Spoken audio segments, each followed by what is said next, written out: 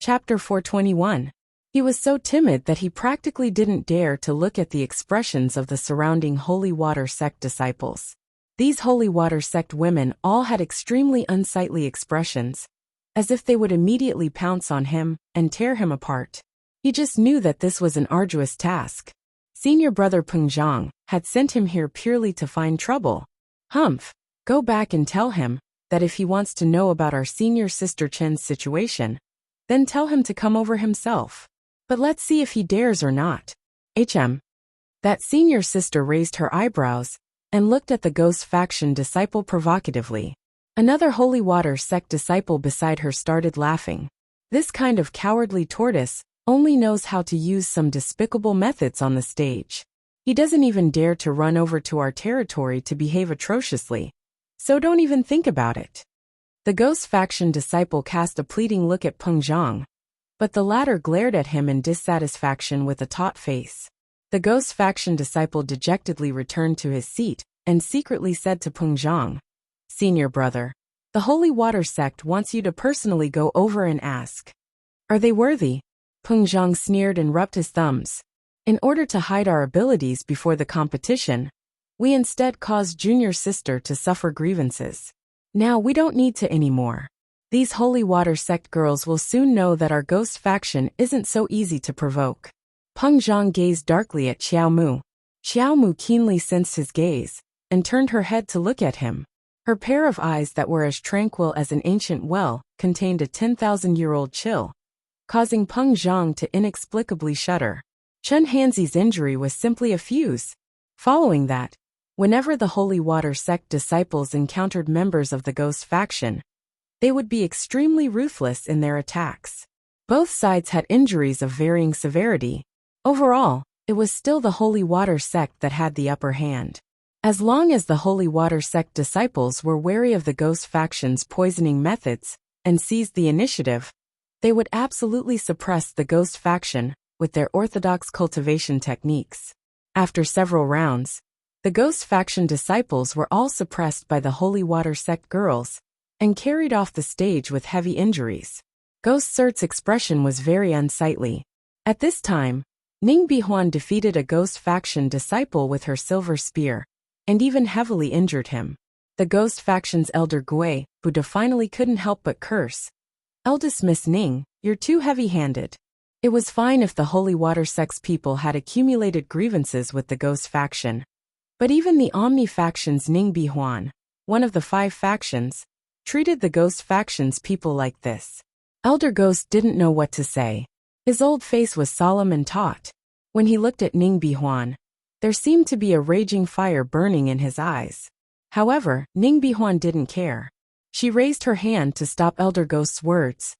"Since we agreed on a competition, then everyone should bring out their true abilities to fight.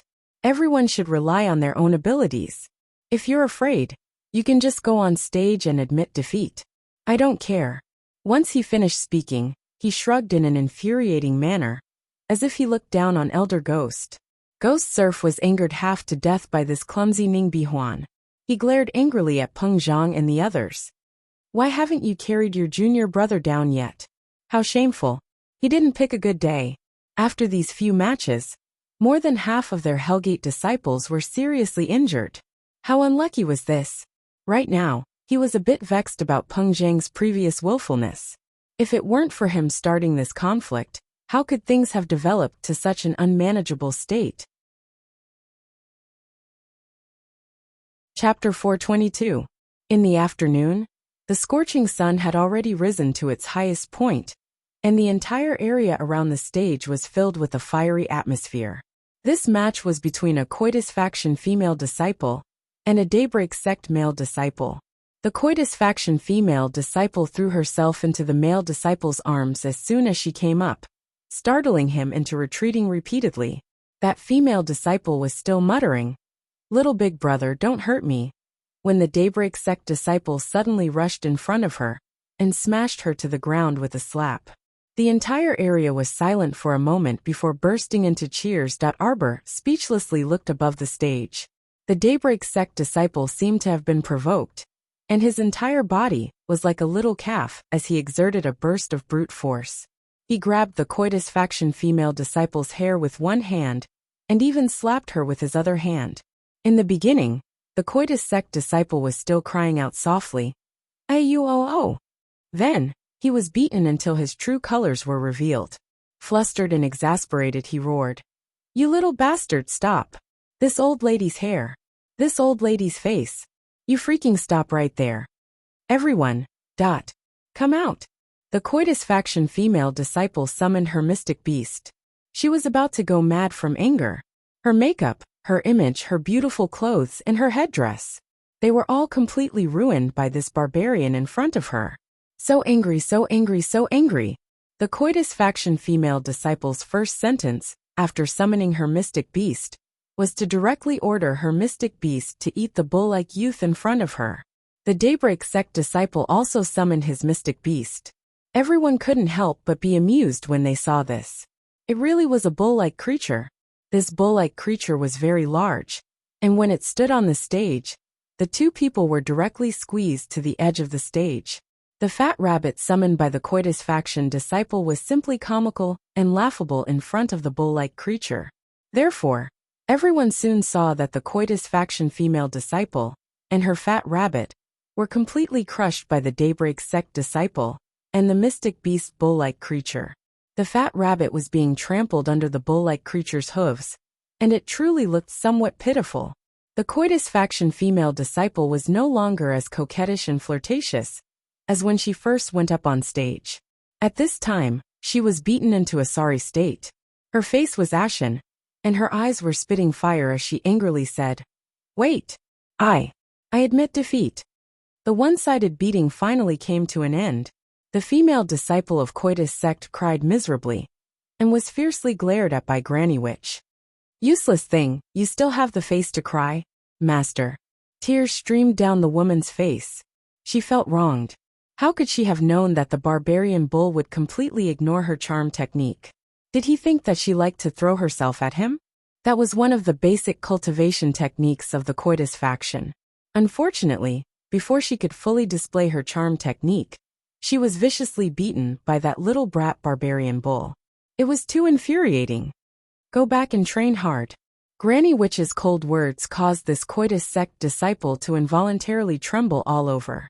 Shishia Valley's Valley Master couldn't help but sigh in relief when he saw that this beating had finally ended. He continued to call out numbers with a smile on his face. Number 82, Holy Water Sect Disciple Arbor accepts the challenge. Shishia Valley's Valley Master was abruptly startled. Under everyone's puzzled gazes, he continued to recite. Ghost Faction Disciple Choen. The audience was in an uproar. Everyone was too familiar with number 82. Wasn't this the number that the Holy Water Sect's young lady changed to? Shouldn't her opponent be that Daybreak Sect disciple Muliangda? Why did she change again? Chapter 423. Shishia Valley's Valley Master was stupefied halfway through his recitation. That day, he had personally witnessed the little girl brazenly switching numbers with someone else in order to directly challenge a Daybreak Sect disciple named Muliangda on the stage. But what was happening now? Duan Yu coldly glared at Muliangda. However, Muliangda merely pretended not to know why everyone was making a racket, and maintained a chuckle. Muliangda, you weren't number 82 from the start, right?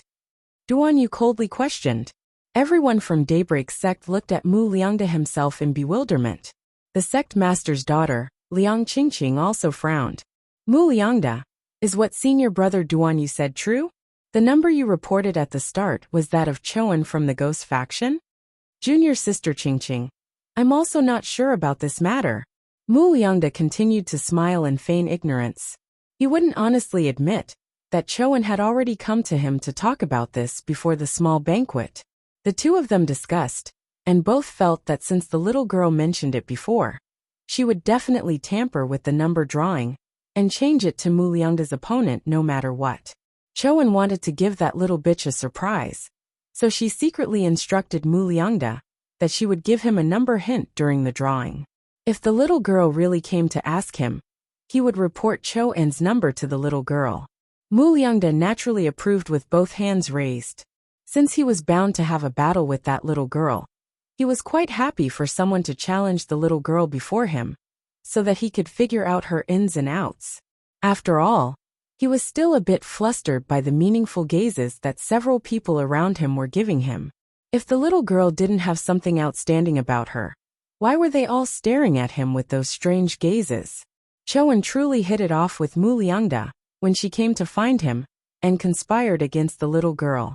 Both of them obtained their own desires and achieved their goals. Xiao Mu was originally exceptionally intelligent, so she naturally understood what Duan Yu could figure out after thinking about it for a bit. Pretty good. Jackals of the same lair even learned to scheme against the little girl. She would let them know that in the face of strength, all schemes and tricks were nothing. Arbor stood up from his seat, and Emolian coldly looked at the Daybreak sect disciple, Mu Liangda, who was secretly pleased with himself. There was still a refined and courteous smile on Mu Liangda's lips, but when his gaze met the Crown Prince's extremely cold and oppressive gaze, he couldn't help but quickly avert his gaze as his body inexplicably trembled slightly. Mu Liangda.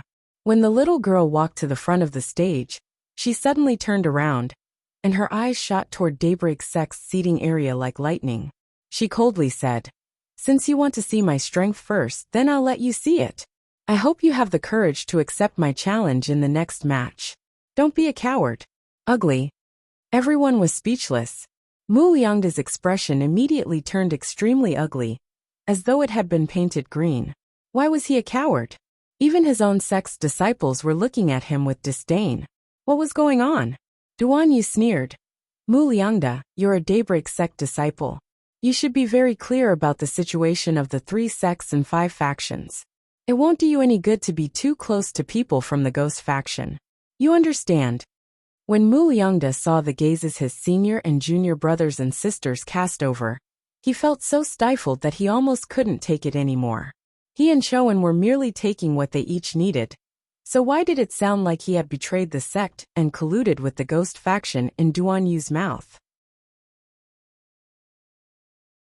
Chapter 424. Everyone, please don't misunderstand. Mu Liangda hastily said, "Senior brother Duan Yu, I really didn't get close to the Ghost faction. Duan Yu waved his hand, not wanting to speak with him anymore. Liang Qingqing also glanced at him disappointedly. "Senior brother Mu, it's wrong of you to associate yourself with the Ghost faction." Mu Liangda opened his mouth, but he was suppressing a surge of anger in his heart. He sat there sullenly as his gaze drifted towards the stage. He saw the little girl steadily walking up the stairs onto the stage. A snow leopard with white fur landed at her feet with a whoosh. Choen leaped onto the stage with a very lithe posture. It was impossible to tell that she had her hand chopped off a few days ago, and was on the brink of death. Choen's gaze landed smugly on Arbor's face. What, very surprised, right? Her voice was very hoarse, as if it had been whipped by countless vines. It was terrifyingly coarse. "I'm not surprised. I just didn't expect that someone would be so stupid as to rush to court death," Arbor said dryly as he shook his head. "Bitch!" Choen shouted roughly, her eyes glaring with a venomous glint. "Have you heard of a saying?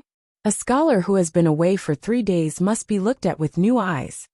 Choen's right hand poked out from her sleeve, and everyone involuntarily sucked in a cold breath when they saw it.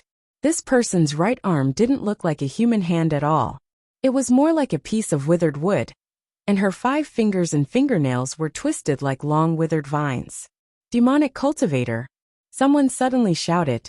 "Little junior sister, be careful. This person fused with the power of a demonic plant." "Ha ha ha ha ha." Choen looked up to the sky and laughed smugly. She flipped open her gray headscarf, revealing a face so fair that it was somewhat strange. "Is my face beautiful?" She used that hand that was twisted like a withered vine to gently caress her fair and smooth face. "Is it beautiful? How should he put it?" That face was quite beautiful when taken apart, but when put together, it made people feel very awkward. It was like a fake face with a stroke here and a piece there. When put together, there was no sense of harmony at all. Arbor shook his head. "Ugly." Choen's face stiffened, and she said angrily, "What do you know? My previous face was 10,000 times more beautiful than this. It's all because of you, because of you." She approached Arbor step by step, pointed at one of her eyes, and asked with a coarse smile. Can you tell that this is a fake eye? Arbor nodded. Don't be so angry. Your eyeballs might fall out. Everyone was speechless. Why was the style so strange? Ah, Choen shouted. She was simply about to go mad with anger. She originally wanted to scare the little slut, but who knew that the stoic face was expressionless from beginning to end? Shouldn't a normal girl at least be a little shocked when they saw her fake eyes? Do you know who I am? Arbor shook his head. I don't know you. You don't know me, haha. You don't know me, ha ha ha ha ha. Choen felt that her words were extremely sarcastic. Her enemy didn't know her at all, but she was in so much pain because of this enemy in front of her day and night. How laughable was this? Choen's one eye was tearing up from laughing. Do you still remember Nian Kuei, who went to Shizhou City to kill you? I am his master. The master of that pitiful worm, who self-destructed after you crushed his soul. Chapter 425. She didn't reveal a shocked expression like the others, nor did she point at Choen and shout, So it's you. The little fellow only tilted her head, and thought for a moment before nodding and uttering an oh. Everyone. Why did they feel like they would be angered to death if they conversed with the little girl? You finally revealed your background with surging passion and deep hatred, right? It was supposed to be very exciting and should have been a gasp of surprise. However, the other party merely threw an oh at you indifferently, like a basin of cold water drenching you from head to toe. All of your excited emotions abruptly disappeared. Choen trembled in anger. You don't remember Nian Kuei? I feel that whether I remember one of your subordinates or not doesn't have much to do with our current battle. Arbor patted the snow leopard's head indifferently. After saying so much, can we get to the point? She felt that these people were very boring. Everyone liked to talk a lot of nonsense when they came up. With so much time to talk, the battle could have already ended. Choen looked at Arbor gloomily. You're not a level 10 mystic cultivator yet. Don't you think it's too fake to borrow someone else's mystic beast to fight? Can it be as fake as your face? You, bitch. These words simply pierced her girlish heart full of holes, making her feel like she was in hell, unable to see the light again. Arbor knitted his brows and pointed at Choen. Go tear her mouth. It's so dirty. The snow leopard abruptly charged forward. Choen stretched out her 5 claws, and her withered vine-like arms swept toward the snow leopard's head with a whoosh. She shouted sternly, You're breaking the rules too much. This snow leopard isn't yours at all. You can't let it participate in the battle. If it's not mine, then is it yours? Why don't you make it listen to you? Arbor coldly followed up. Come out. Choen's eyes shot out a cold and vicious glint. With a furious shout, a very long centipede suddenly burrowed out from her side. The most disgusting thing was that there was actually an ugly human face on the centipede's head. As it crawled, that face kept faintly facing you, and several hundred pairs of slender legs densely stretched out. Xiaomu jumped back a step. Although her small face was expressionless, her entire body was bristling. Fortunately, the snow leopard took a step forward and stood in front of her, slapping the human-faced centipede. The little fellow stomped on the ground and charged towards Choen. With the ferrule in his hand, the profound energy in his entire body surged. He was already in a state of violent rage. So, a line of fire shot out from the ferrule, directly breaking through the solid stone tiles of the arena, scraping out a shallow gully, and surging towards Choen's feet. Choen did not panic. She swung out her vine-like arm and smashed it into the incoming line of fire. A slender figure had already arrived in front of Choen. Without saying a word, a ferrule struck towards Choen's abdomen. Choen's pupils constricted. She hurriedly released her vines and wrapped them around her abdomen. Bang! Unexpectedly, the little guy changed his move very quickly and punched Choen's forehead. This punch carried a strong gust of wind as it smashed into her forehead, causing Choen to retreat several steps. Mu Liangda was watching from below, and his eyes had already revealed a grave expression. As expected, this little girl was very formidable. Her combat strength seemed to be incomparable to a level 8 mystic cultivator's cultivation. Compared to level 8 mystic cultivators of the same level, she was much stronger in terms of speed and explosive power. 10 o'clock ends. See you tomorrow. Chapter 426. Crack. The sound of her forehead cracking entered Cho-An's ears, causing her hair to stand on end. Bitch. Ah. Cho-An trembled as she reached out to touch her forehead. She felt as if something had ruptured under her skin. Back then, she was implicated by Nyan Kuei's self-detonation.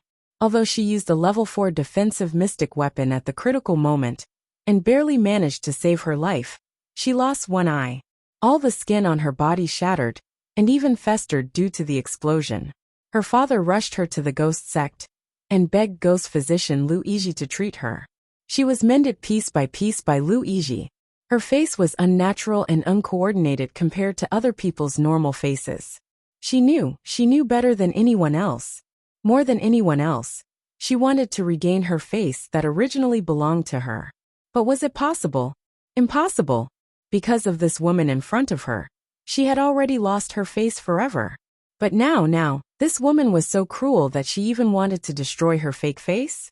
Cho-An was that commandery Princess Hui, and who was doted on by everyone back then. At this moment, she was staring at the little girl standing in front of her with a sinister eye. If she hadn't coincidentally bumped into her in Xixia Valley this time, she still wouldn't have known who the commoner village girl from Shijiao City that the crown prince had been protecting so well was. After her accident back then, her father felt that something was amiss. Nyan Kuei couldn't have self-detonated for no reason, so perhaps someone was scheming against her behind the scenes. Her father quickly sent people out of the capital to Shijiao City to investigate the whole story. However, not long after, her father secretly came to tell her that the people he sent out were all intercepted and killed by His Highness the Crown Prince.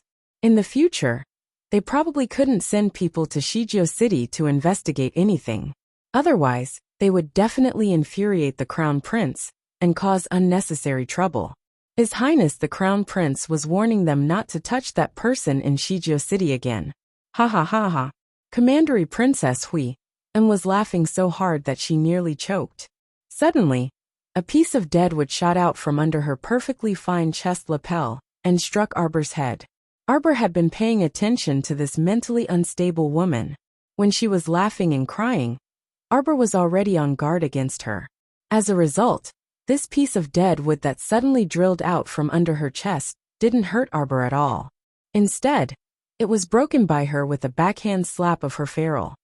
I didn't expect that my commandery Princess Hui, and of the vassal king of Annan's estate would have such a day. Huiyan turned her head and looked deeply at Emolian. Your Highness, do you regret it? Emolian's slender brows were completely furrowed. However, Duan Yu suddenly jumped up from his seat and shouted, See, I told you that it was your love debt that had implicated our Jojo. Emolian turned to glare fiercely at Duan Yu, feeling extremely impatient with this commandery Princess Huiyan. Back then, if the vassal king of Annan hadn't sensed his intentions and immediately sent Hui and out of the capital to become a disciple of the ghost sect, how could he have let this babbling woman off? What an inexplicable woman!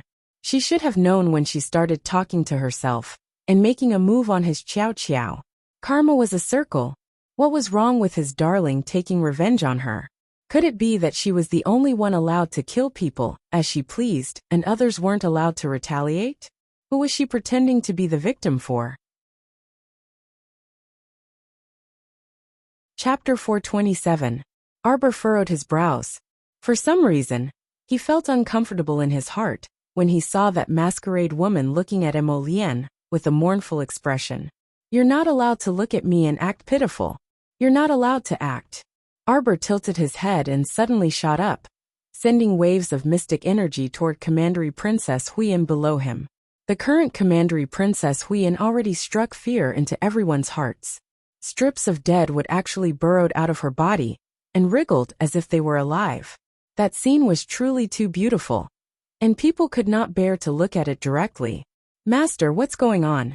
Are demonic cultivators such terrifying existences? Doya covered her mouth with both hands, a trace of horror on her face. Luyan shook her head and said, No, she shouldn't be a pure demonic cultivator. This ghost faction disciple was originally a mystic cultivator. Some people in this world can't open their mystic meridians and become a mystic cultivator, so they don't hesitate to use crooked methods to merge their bodies with evil beasts and plants to pursue the realm of a demonic cultivator. This ghost faction disciple is already a level 10 mystic cultivator, so she shouldn't be pursuing a demonic cultivator, right? Lu Yin was perplexed after much thought. Yang Shirong also nodded repeatedly on the side. Morong Sun looked at Commandery Princess Hui, and on the stage. At this moment, the area below her neck was completely enveloped by intertwined dead wood. It was as if she was wrapped in a cocoon made of dead wood. Other than her head being intact, every other part of her body could no longer be called a human's. Xiaomu looked down at the puppet inside the withered wooden cocoon from above. Suddenly, she recalled the ferrule in her hand into her conscious, and replaced it with a normal bow and arrow. Ha ha ha ha ha. The deadwood cocoon crazily wriggled its body, and its head strangely tilted toward the sky. When it looked at Arbor, a vicious glint flowed through its single eye. Several hundred deadwood shaved out of the cocoon, and simultaneously whipped toward Arbor in midair. Whoosh! Whoosh whoosh! Arbor pulled back his bowstring, constantly changing his position in the air, and with astonishing speed, he kept shooting arrows at the cocoon. The deadwood cocoon went berserk, and the thousands upon thousands of deadwood roots twisted and lashed at Xiaomu. Floating flash. Arbor's figure instantly disappeared from the spot where he was wrapped in the dead wood. When he reappeared, he was already standing behind the deadwood cocoon. He was still continuously shooting arrows at the deadwood cocoon. He was continuously drawing out a large number of arrows from the purple storage talisman. Everyone had already lost count of how many arrows this little girl had shot. Only Mo Lien, Duan Yu Bailey Shi, the three peak masters, and the sect master saw it very clearly and calculated it very accurately. 286, 287, 288 arrows. The little girl stopped and held the bow and arrow in midair. She looked coldly at the inhuman thing that kept going crazy and whipping the arena with a withered branch. Commandery Princess Hui, and had completely sunk into insanity. At this time, the little girl suddenly spoke. The human body has 409 acupuncture points. Among them, the 108 acupoints were more important. Now that you're in this ghastly state, I can't even see the acupuncture points below your neck clearly. So just in case, I shot 288 arrows at you. That's about all the acupuncture points, right? The little girl muttered to herself. Your arrows are useless against me. Commandery Princess Huiyan roared angrily.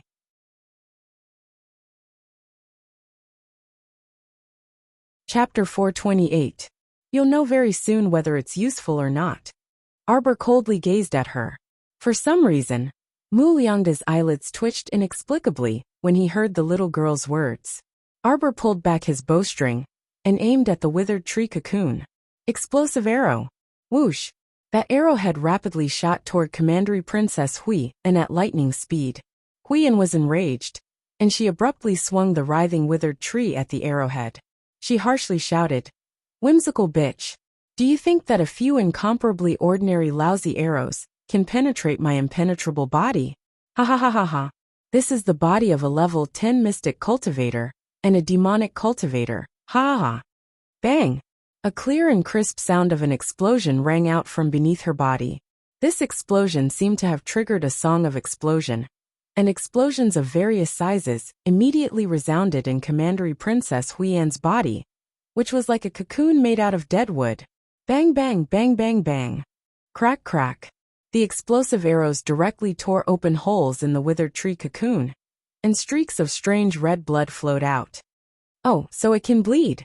Arbor nodded in realization and retreated slightly. He stood at the edge of the stage and coolly gazed at Commandery Princess Huiyan, who was continuously exploding. The surroundings were already dead silent, but the scene before them was truly a bit horrifying. Commandery Princess Huiyan's transformation into a withered tree cocoon was already shocking enough. But now, they were directly watching a withered tree cocoon explode inch by inch in front of them. The flesh and internal organs inside all flipped out and fell to the ground piece by piece in a sea of red and white. It was quite visually stunning. Every explosive arrow would explode after hitting the target, But Arbor controlled his previous 288 arrows, so that they did not explode. It wasn't until the last arrow that triggered the universe that Commandery Princess Huiyin enjoyed. At the same time, it was the refreshing feeling of having such a large number of explosive arrows explode in her body. The scene was truly too beautiful. No one dared to keep staring. After a while, they could not resist looking away and shaking their heads repeatedly. The expressions of the ghoul sect disciples became abnormally ugly. Peng Zhang was even more heartbroken. He wanted to charge into the arena like a madman. Junior sister. Junior sister. He did not expect his junior sister to do such a crazy thing in the competition. It was all because of this little witch in front of him. It was all because of her. Senior apprentice brother Peng Zhang. Senior apprentice brother Peng Zhang. You can't go. A few Ghost faction disciples held him down and secretly raised their eyes to look at Elder Ghost, who had an ugly expression on his face. When Lu Yizhi was supported by his retainer, Qiu San, he stared coldly at the stage and shook his head in disappointment. Truly a useless thing. Even after swallowing the evil body pill, it was still useless. He couldn't even beat a 12 or 13-year-old girl. Qiu San's eyes were filled with fear. Sir, you're right. Look at that lady from the Qiao family. Her methods are so cruel and vile. She's not an easy person to deal with. Lu Yizhi's eyes turned cold. I think it's because Huiyin is too weak. Such a waste of my precious evil body, Dan. What a pity. Lu Yizhi shook his head. If he had known that she was so weak, he would not have given it to her. He had found all kinds of medicinal ingredients and spent at least 2 years to refine this pill that was infused with the blood essence of the evil plant. What a pity, what a pity. Chapter 429. Sir, should I help you back? Qiu San asked quietly as he supported Lu Yizhi. Since that woman called Hui and was clearly a useless pawn, there was no need for them to continue watching. However, Lu Yizhi's eyes were still fixated on Arbor on the stage. He coughed a few times in a low voice, conjecture and confusion in his eyes. I really didn't expect that a small continent like Sikong planet in the lower star domain would have such a brilliant mystic technique. Lu Yizhi muttered to himself as he stared at the two people on the stage with a hint of hesitation in his eyes. This is nothing. In our Shuntian prefecture, there are probably plenty of low-level and mid-level mystic techniques like this, Qiu San said disdainfully. Low-level and mid-level mystic technique? Lu Yizhi sneered. Qiu San, you've been by my side for so long, but your eyesight is getting worse. Qiu San was taken aback. How brilliant can this mystic technique executed with a normal bow and arrow be? Using a normal bow and arrow to destroy the amalgamation of a level 10 mystic cultivator and a demonic cultivator is the terrifying part of this mystic technique. Lu Yizhi knew better than anyone that Hui An's current body was completely wrapped in that withered tree cocoon. Other than the area above her neck, there were originally no openings. Qiu San, in the eyes of the Qiao family's little miss, that amalgamation of demonic plants that we thought was flawless is actually full of openings. Lu Yizhi lamented. Otherwise, how could she have hit Huiyan's vitals with every arrow? How could Huiyan survive after detonating these explosive arrows? At this time, Commandery Princess Hui and had already stepped onto the path of self-destruction. She lowered her head in horror and saw that her cocoon-like body was currently exploding inch by inch. The ground was already covered in a thick layer of withered vines and broken wood. After the outer layer of cocoon peeled off, the body inside was truly riddled with holes and was extremely horrifying. Xixia Valley's Valley Master braced himself and jumped onto the stage that was in a complete mess. He first speechlessly glanced at Arbor, who was standing at the edge of the stage, before sighing. He walked to Arbor's side and turned to the people below the stage to announce, Holy Water Sect's disciple Arbor wins this match. He turned around and glanced at the badly mutilated thing on the ground and shook his head. He thought to himself that this female disciple of the Ghost faction was probably not going to survive. After everyone heard Xixia Valley's Valley Master's announcement, they were dazed for a good few seconds. Then, as if they had regained their wits, the entire place erupted into a clamor. Mixed in were the angry roars of the Ghost faction disciples and the cheers of the holy water sect disciples. So it was truly very chaotic. Arbor jumped down from the arena expressionlessly and walked straight in the direction of his own sect, ignoring the glares of the Hellgate disciples along the way. No one knew that under that stoic face of hers, there were also some small fluctuations in her mood. She had learned this explosive arrow technique from the Spirit Division Records Technique chapter. To be honest, she still hadn't figured out what level of mystic technique the Spirit Division record was. But from the looks of it now that it really didn't seem that simple. Ever since it revealed its true form and flew into her consciousness on its own, she felt that this lousy book wasn't as simple as it seemed. Now that she looked at it, it was even more not simple. Any random minor technique in the technique chapter could explode Huiyan's supposedly powerful fusion body. Da Xiaomu suddenly paused in her footsteps and turned her head slightly to the side. Chapter 430. Right in front of her, Peng Zhang was being pressed down by several ghost faction disciples. His face was brimming with fury, and his eyes were bloodshot as he glared at her. If it weren't for the ghost faction disciples holding him back, Peng Zhang would have already rushed over and probably wanted to beat her up. What a baffling person. His heart ached for his junior sister. Could it be that Arbor deserved to stand on the stage as a live target for his junior sister to slap? Victory or defeat depended on one's ability. So what was there to be unconvinced about? What he hated the most was this kind of person who pestered endlessly after losing. Arbor glanced at Peng Zhang before disdainfully withdrawing her gaze. She walked past the ghost faction members and briskly ran back to her sect. Suddenly, she heard everyone's gasps. The Holy Water Sect senior sisters who were originally smiling at her from afar abruptly changed their expressions, and they cried out involuntarily, "Little junior sister, be careful." A gust of wind came from the back of Arbor's head, and an icy chill immediately hung on her stoic face. It turned out that Huiyan was struggling with her broken body as she rushed down the stage. She snatched a sword from a ghost faction disciple's hand and threw it at her back with a vicious glint in her eyes. As expected, she was a sore loser. Since she dared to sneak attack her, she would die without a burial place. That just as she was about to turn around, an extremely fast, moon-white figure landed beside her with a whoosh. The figure harshly pulled her into his embrace with his left hand, and at the same time, he raised his right hand and spread open his fingers, throwing out a leaping ball of purple flames.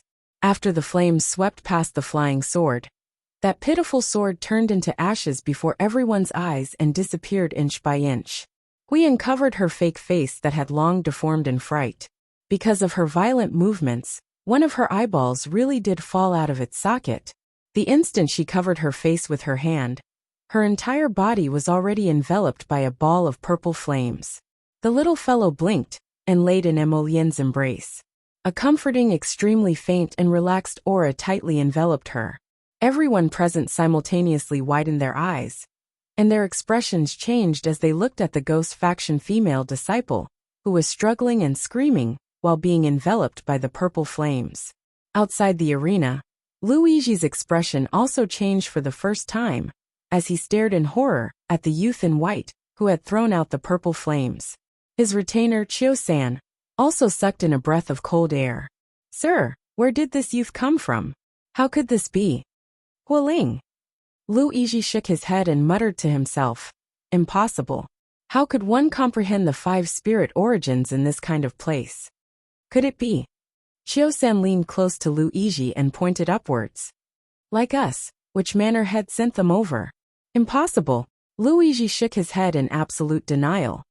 "If someone from the 6 prefectures came, there's no way we wouldn't have heard of it."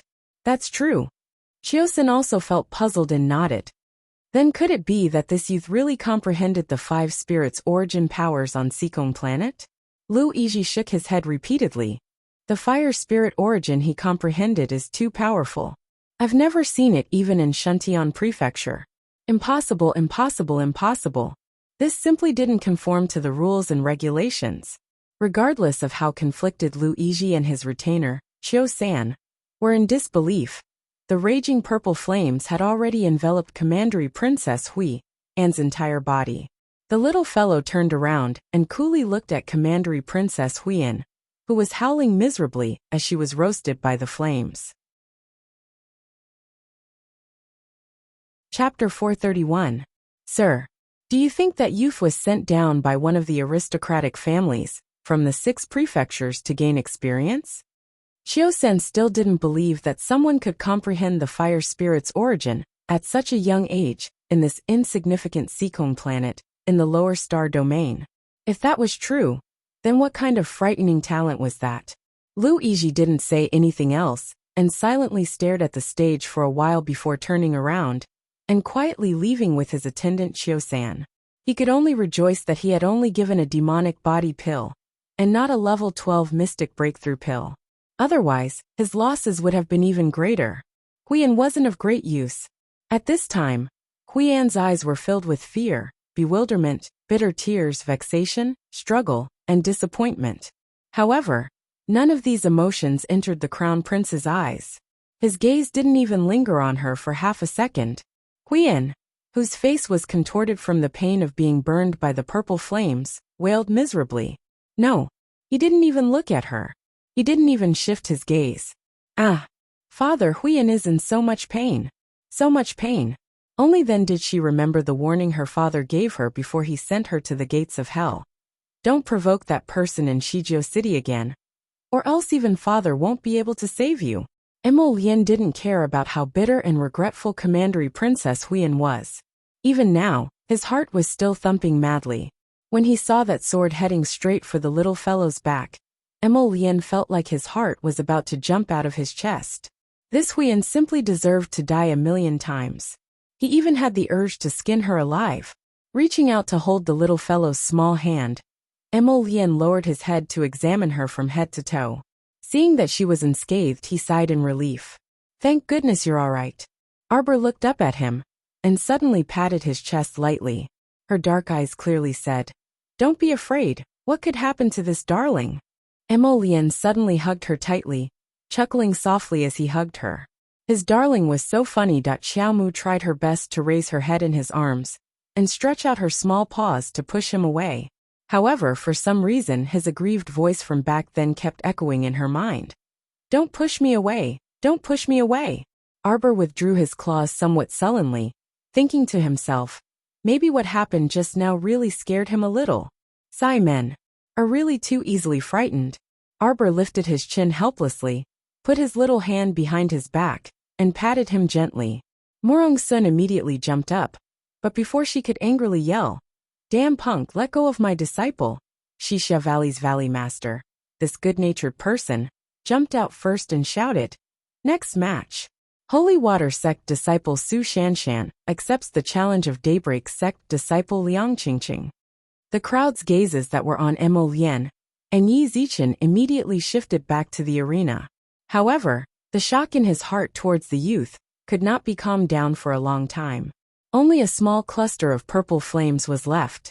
It fell to the ground and slowly burned. As for Huiyan, she had already been burned to ashes at some point in time.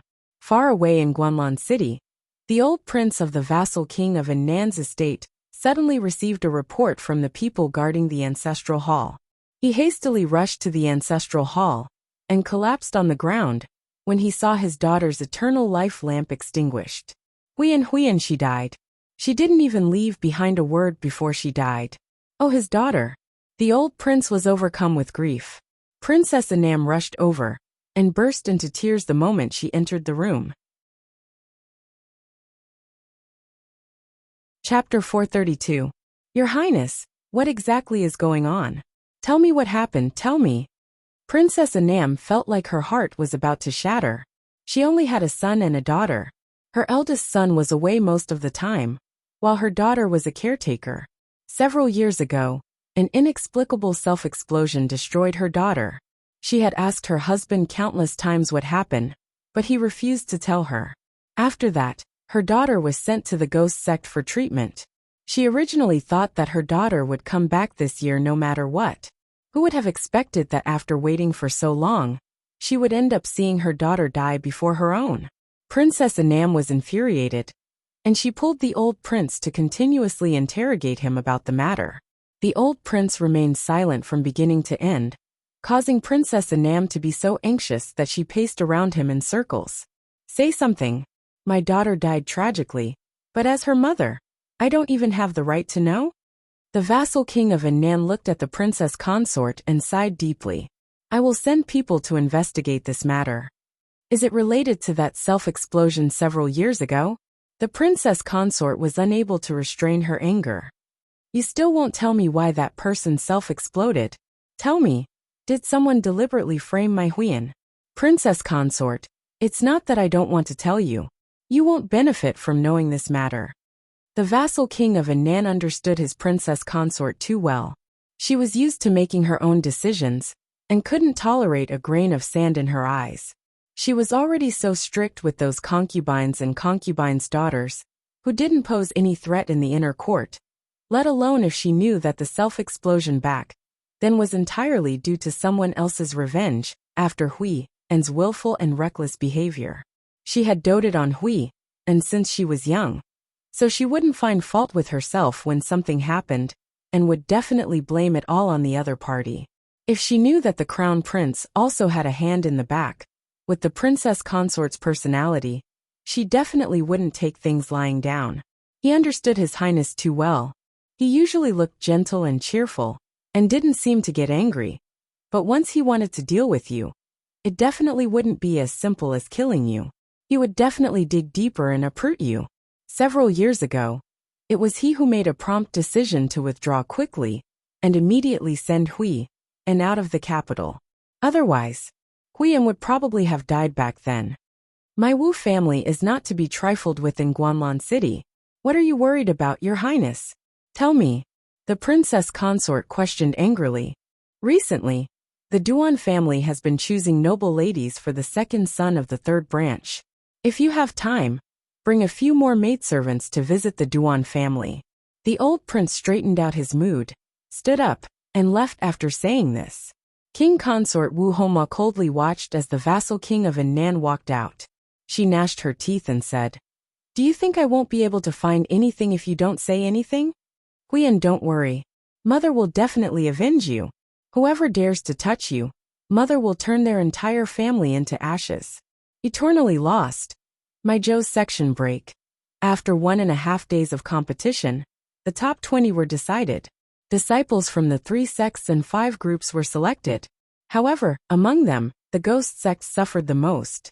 Among the 3 sects, the Holy Water sect and the Heavenly Tao sect had 4 disciples each. The Daybreak sect had 3, the Purple Firmament faction had 4, and the Omni faction and Myriad faction had 2 each. Only the Ghost sect was the most pitiful, with only Peng Zhang being selected. Moreover, during the competition, Peng Zhang's level 10 mystic beast, the thousand-faced venomous spider, had bitten many people from the other sects, causing Arbor to be very busy with detoxification. How infuriating! It caused her to have to save people while watching the competition. Peng Zhang had made countless enemies now, and even the other members of the 5 groups hated him to the core. Chapter 433. The first match of the top 20 was between Daybreak sect's Duan Yu and Ghost faction's Peng Zhang. Elder Ghost was a bit nervous.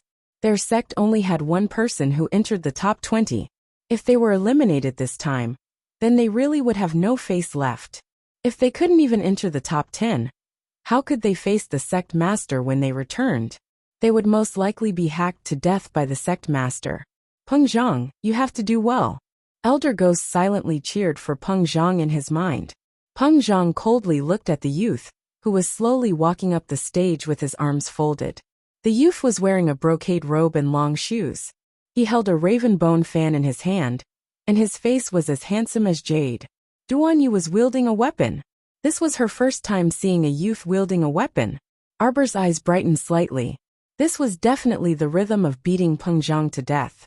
Not bad, not bad. Darling Qiao liked it. This Peng Zhang should have died long ago. He bounced around endlessly and made her so busy. Peng Zhang released the thousand-faced venomous spider. As soon as it was released, the thousand-faced venomous spider excitedly crawled around his feet, hissing as it brewed its venom. Summon your mystic beast, Peng Zhang said haughtily. Duan Yu sneered. Do I need to summon my mystic beast to deal with you guys? Don't joke around. He didn't say anything else and flung the raven bone fan out. The raven bone fan abruptly flew in front of Peng Zhang, but it was blocked by the mystic energy Peng Zhang channeled, unable to advance even half an inch. Peng Zhang sneered, and was about to mock when his pupils abruptly contracted. Countless specks of cold light flew out from the raven bone fan, and whizzed towards Peng Zhang's surroundings before exploding in succession. Peng Zhang's expression abruptly changed. He mustered all the mystic energy in his body to launch a full-scale defense. But how could he make it in time? How could he have known that this punk would use a killing move as soon as he started? He didn't give the other party any time to prepare. This was not an ordinary concealed weapon. When the cold light exploded on his body, he could clearly feel that every bit of the cold light that flew out from the black bone fan contained a strong, profound energy. The mystic energy he used to defend himself was completely unable to block the specks of cold light flying out of the raven bone fan. Peng Zhang could feel that the defensive power around his body was weakening, and he could only activate his profound energy in a fluster to protect his body. He even shouted angrily, "Thousand-faced venomous spider." Hiss! The thousand-faced venomous spider swiftly crawled towards Duan Yu's leg. In the blink of an eye, the raven bone fan flew back into Duan Yu's hand. Duan Yu leaped, and his slender figure streaked across the air like a shadow. His long, loose hair suddenly swayed slightly. Hundreds of cold lights suddenly shot out from his hair and pounced on the thousand-faced venomous spider on the ground. Hua! Everyone watched nervously, and many people couldn't help but stand up. Elder Ghost's face was even more ashen. His fingers that were pinching the armrest had already turned slightly purple. You've done well, Peng Zhang. You're the only one left in the sect. After Duan Yu closed the raven bone fan in his hand, he flicked it slightly with his raised wrist. The black bone fan abruptly transformed into a long sword. Following the youth's figure, it was suddenly delivered to Peng Zhang's throat. The blazing sun was like fire, the sunlight shining down. At that moment, everyone felt as if the youth's figure that was suspended in midair had become transparent. The long sword slashed open Peng Zhang's neck. Peng Zhang turned pale with fright as his eyes bulged. He only heard cracking sounds coming from his throat, as if something warm was slowly flowing out. Bam! Peng Zhang powerlessly crashed to the ground.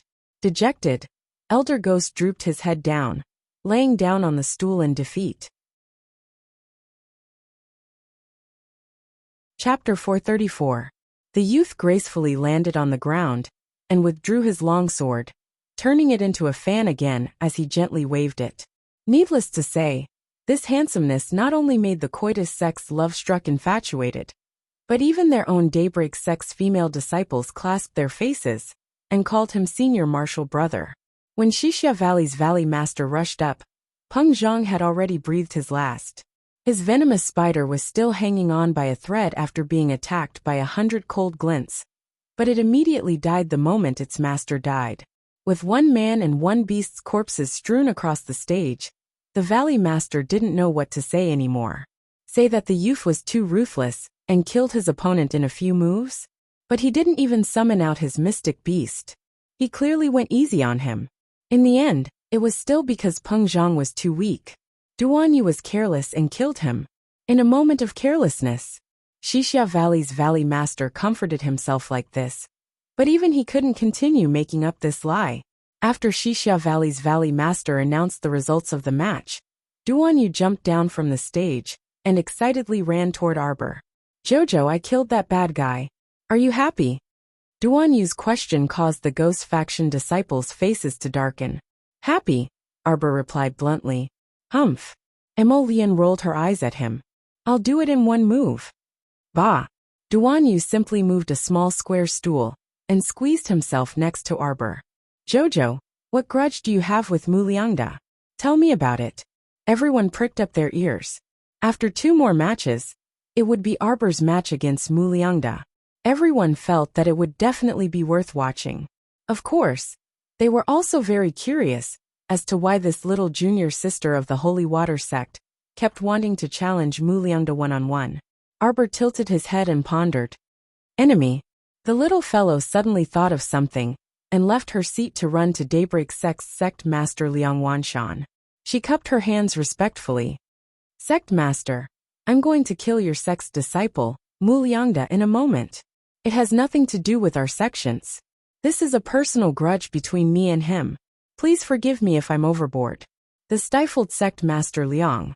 That the Heavenly Dao Sect's Sect Master Sitamin laughed.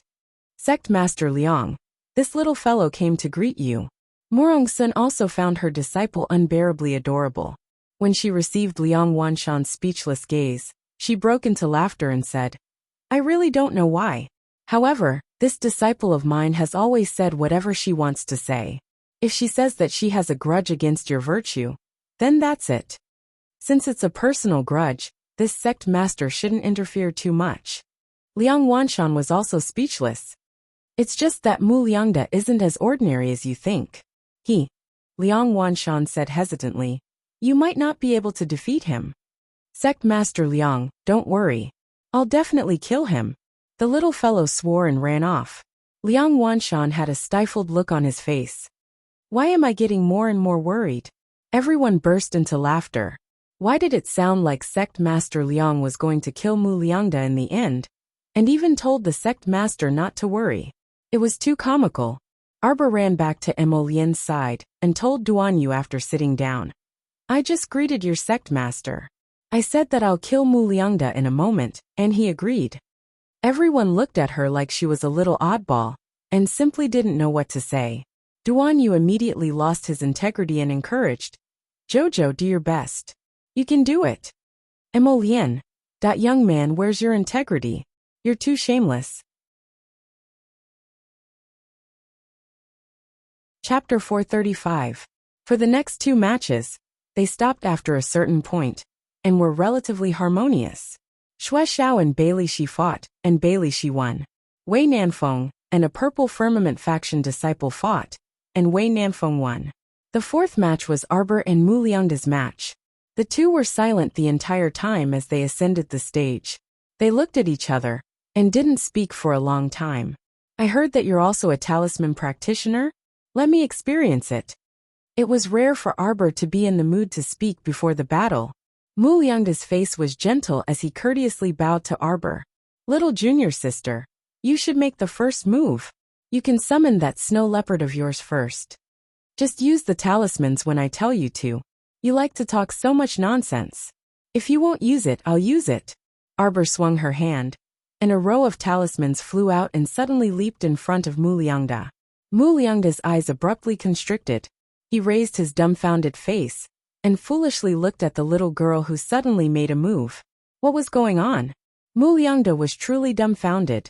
Ever since he left Guanlan City's main residence, he really hadn't seen anyone who could throw out so many talismans in one go in all these years. His first thought was, is it fake? However, that row of talismans all gathered around him and abruptly tightened. Binding Talisman Matrix. Our dear Qiao Mu had long planned out how to deal with this Mu Liangda. Wasn't this person a talisman practitioner? Then she would use talisman matrices to deal with him, and let him die a worthy death. However, she seemed to have overestimated this Mu Liangda. Staring at Mu Liangda, who was flustered in the binding talisman matrix and continuously using his shoulder and elbow to strike left and right, Arbor's eyes narrowed in displeasure. She asked in an extremely dissatisfied tone, Are you really a talisman practitioner? Why can't you even crack such a simple binding talisman matrix? This kind of binding talisman matrix was one of the more basic types of talisman matrices, and it only used beginner talismans. Even so, she could make Mu Liangda, a talisman practitioner, into such a sorry state? Arbor couldn't help but suspect that the person in front of her might just be a fake. Mu Liangda's expression truly changed. Binding talisman matrix. This was actually the binding talisman matrix that Patriarch once sighed and yearned for? Why did this girl know how to use talisman matrices? What's going on? None of the talisman patrician families in Guanlan City knew how to use the talisman array. How could this young lady use it? Mu Liangda couldn't believe his eyes. Moreover, from the girl's tone, it seemed that this binding glyph array was only the most basic glyph array to her. Who was she? Hurry up and use your talisman. Arbor glared at him unhappily. You don't have to go easy on me. Which eye of yours saw me going easy on you? Thus, a hilarious scene appeared on the stage. The little girl stood at the side of the stage and glared at Muliangda, who was trapped in the binding talisman array. What are you doing? Come out. Muliangda was speechless. Under the little fellow's repeated urging, he couldn't help but say angrily, Little girl, don't go overboard in everything you do. Even if our patriarch were to come, he might not be able to immediately decipher this talisman formation of yours. What's more, it's just me. Xiaomu creased her brows, truly dissatisfied to the extreme in her heart. She had originally thought that if this guy was a talisman expert, she wouldn't kill him first. She would first exchange a few pointers with him, then kill him. Hearing him say this, she felt uncomfortable all over, and the fury in her heart surged. You big liar. Go to hell. Countless talismans flew out with a whoosh. That he even said that he was a talisman practitioner? This stinky, shameless liar. Just looking at him made her angry. How dare he lie to her? What a waste of time. Everyone.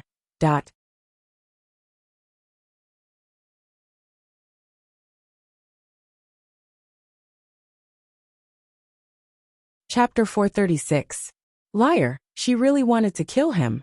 However, she also really wanted to test the power of other talisman masters. She had never competed with other talisman masters in all her years of drawing talismans. It felt so novel, and she really wanted to give it a try. Countless talismans flew out from under her sleeves and floated in front of the stupefied Muliangda. Fuck. What the hell was this? Where did this girl get so many talismans? Muliangda's eyes were dazed, and his mind was in a mess. These talismans floating in front of him were engraved with runes that he could not understand at all? No, he could understand a few of them. He understood the beginner-level speed talisman, the beginner-level strength talisman, and the beginner-level safety talisman. However, he actually could not understand a single one of the mysterious runes on the remaining 200 or so talismans. Heavens! Although he was only from a side branch of the talisman patrician family, he had studied in the main family for a period of time after all, so he knew the general standard of talisman masters. Although there was no lack of people who were more talented and intelligent than him, he was definitely not the worst. But now, he felt that the talismans he drew were just a pile of shit in front of the little girl's talismans, that the onlookers were simply speechless. Why was this scene so funny? What happened to the promised fierce battle? Why did they only see a circle of floating talismans surrounding Muliangda? The latter was like a clown, bumping around in this circle of talismans. But no matter what he did, he was unable to shake off that circle of talismans. The funniest thing was that the little fellow was actually anxious outside the circle of talismans, and repeatedly urged others to quickly come out. You didn't throw this talisman array at others? You're anxious now. The onlookers were speechless. They asked themselves honestly, if any of them were in Muliangda's position, they would definitely not feel good, and would definitely be driven crazy. Take out your talismans, hurry up. The little girl pulled a long face as she impatiently glared at Muliangda, who was trapped in the binding talisman array. Muliangda was about to go crazy from anger. Was this girl born to piss people off? Now that he was trapped in this talisman array, there was nothing he could do.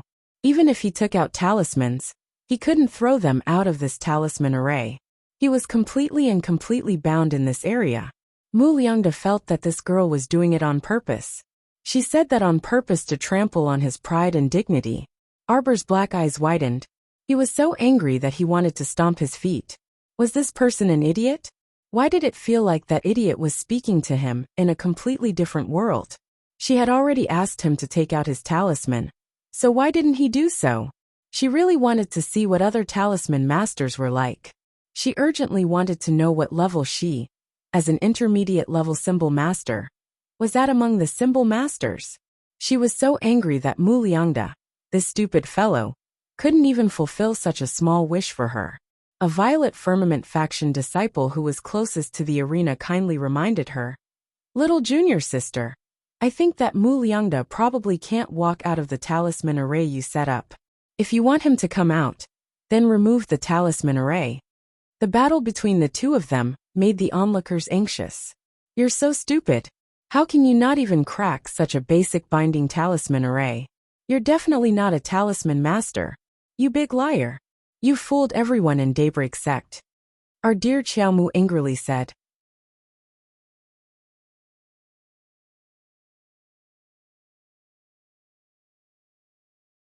Chapter 437. Arbor's words immediately enraged Mu Liangda so much that his lungs were about to explode.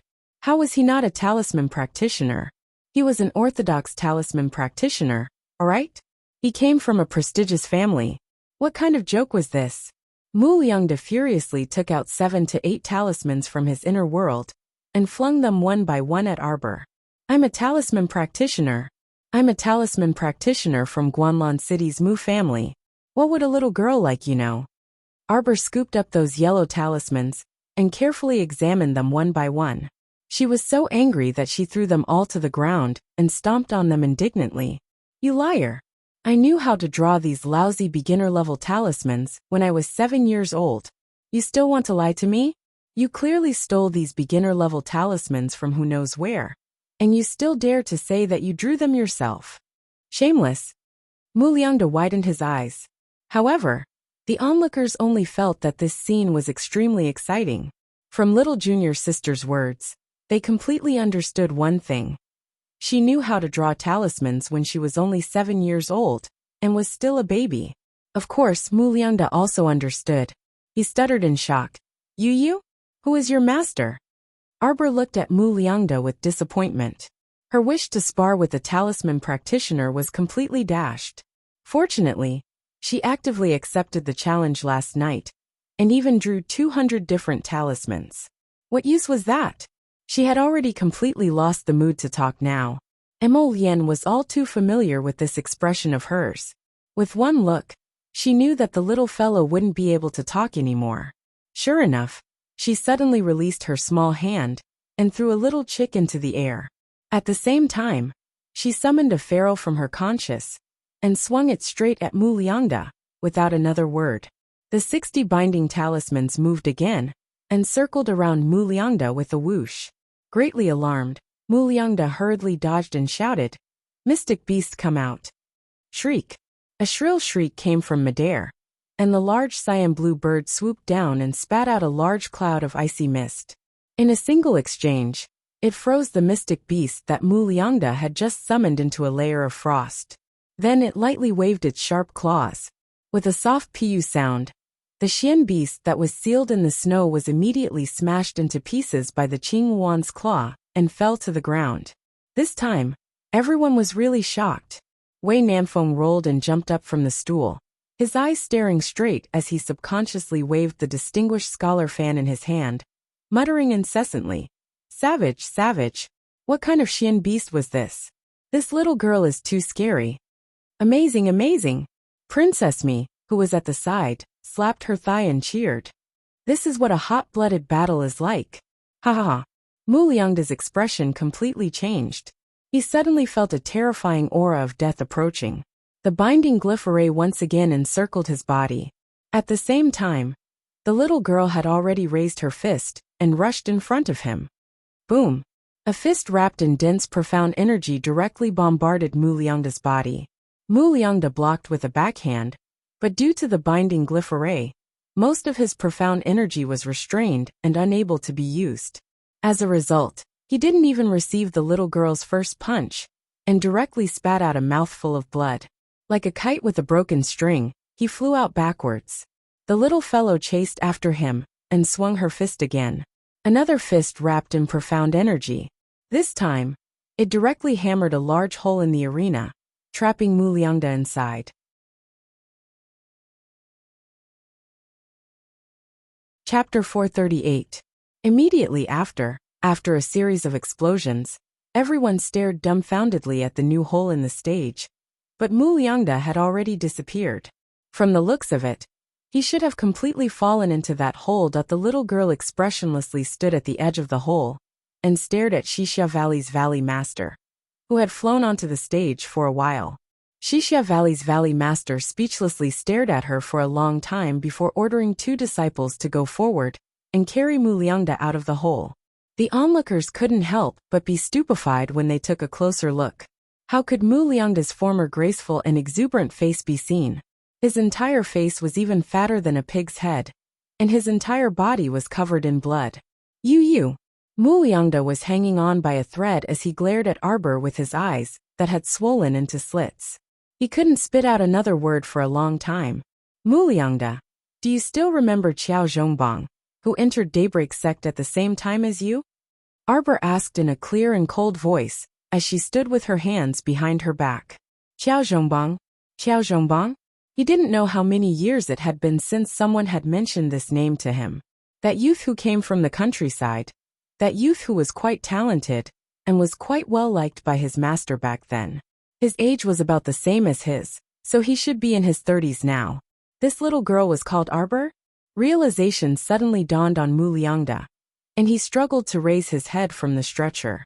His deformed face was slightly contorted as he strenuously enunciated each word. You're Qiao Zhongbang's daughter? That's right. Arbor nodded and looked at him solemnly. Back then, you saw that my father's talent was better than yours, so you were afraid that he would steal your limelight in front of Wei Cheng. Thus, you secretly poisoned him and damaged his mystic meridians, causing him to be driven out by Wei Cheng. I am Qiao Zhongbang's daughter. I came to avenge my father. Do you have any objections? Everyone. Could he say anything if he had any objections? Could he beg for mercy if he had any objections? The little girl didn't wait for Muliangda to continue speaking and continued. Since you don't have any objections, you can go on your way with peace of mind. Wait. Muliangda narrowed his swollen eyes and coughed. You dare to kill me?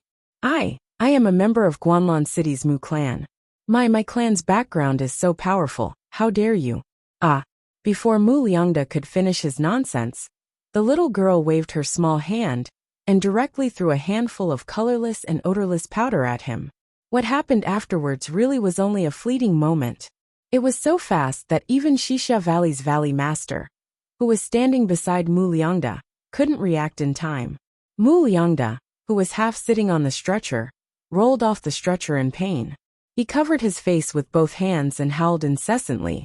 After rolling on the arena for a while, his voice completely disappeared, and his entire person lay upright on the arena. Arbor's small face was stoic as he looked at Muliangda and shook his head in disappointment. I thought that you would at least be able to resist for a moment because of your research on poisons. Yet unexpectedly, he couldn't even resist for 2 minutes. He reckoned that he had also brought that bag of vicious medicinal powder from his home back then. Did he think that he could be so awesome just because he had a powerful clan background? Wasn't he just a weakling at the mercy of others? Xixia Valley's valley master glared at the little girl in front of him and was tongue-tied for a long time. He couldn't help but say angrily, "Little girl, the results of the competition were already out just now. You shouldn't have poisoned him and poisoned him to death." Arbor blinked. Didn't he die from his severe injuries? Chapter 439. Xixia Valley's valley master was simply infuriated by this child, and glared at her back for a while before ordering people to carry Muliangda away. It was just that the deep hole in the arena could not be repaired right away. After the top 10 competition's name list was released, each of the 3 sects had 2 disciples qualified. Just based on the number of people, it was a complete victory. Ghost Faction and Myriad Faction's disciples were eliminated. Only Purple Firmament Faction had 2 people qualified, while Coitus Faction and Omni Faction each had 1 person qualified. They were Coitus Faction's Qi Mei-er and Omni Faction's Ning Bihuan. Unfortunately, the next match was Omni Faction's Ning Bihuan versus Coitus Faction's Qi Mei-er. After Ning Bihuan ascended the stage, she hugged her silver spear and stood there with a dark expression. Although her face was not much different from her younger sister, Ning Baifan's, it was much gloomier than Ning Baifan's. She looked like someone owed her several million yuan all day long. Fortunately, she did not talk much, and was not as annoying as her younger sister. After the little girl poisoned Muliangda to death, she was in a good mood, and sat there listening to her senior sister's gossip. They were talking about coitus faction's Granny Witch. I asked around. The reason Granny Witch hated eldest Aunt Master so much was because her face was disfigured by eldest Aunt Master back then. Chang Yushi was like an information broker, showing off the first-hand information she just obtained. Where did you ask around? As Morong Sun's eldest disciple, Su Shanshan did not know her master had such a story. Xue Xiao couldn't resist laughing. Where else could she ask around? Second Aunt Master most likely told her. Chang Yushi rubbed her hands and giggled mischievously. Then do you want to hear it? Tell us quickly. The senior sisters hastily urged Chang Yushi not to keep them in suspense when they heard such an interesting story. At this time, a purple talisman floated in front of the little girl's eyes. She took out several cans of snacks and fruit in succession and distributed them to the senior sisters. The senior sisters couldn't help but be amused. Oh my, look at their little junior sister. She took out food as soon as she heard a story. Although she didn't say it, she was definitely 120% curious about their master's story. When the disciples from the other two sects who were close to each other saw the little fellow handing out food, they also came over to divide it up. It was supposed to be a martial arts competition, but they made it seem like a gathering of the masses. Let me tell you, didn't Granny Witch from the Joyous Sect capture many beautiful men as vessels back then? As he said this, his finger continuously pointed at Situ Yi, Wei Nanfeng, Duan Yu, and the others who had come forward. People like this, and this, they're definitely targets for Granny Witch to capture. The handsome men all had innocent looks on their faces. The demonic art she practices is to absorb people's yang energy. The little girl silently took a bite of the apple and raised her head to look at Chang Yushi, who was getting more and more ridiculous with her words. She silently turned her head away. Mo Lian couldn't help but laugh as she glanced at her. She raised her hand to remove a small piece of fruit peel from the corner of her lips.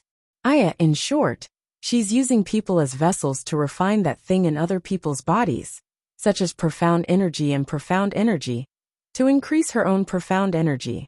It's said that it can even preserve her youth and beauty. Chang Yushi finally hit the nail on the head and vividly described that night.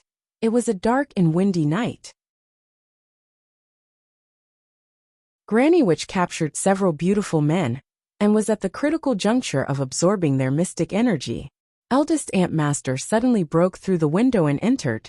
Puffed.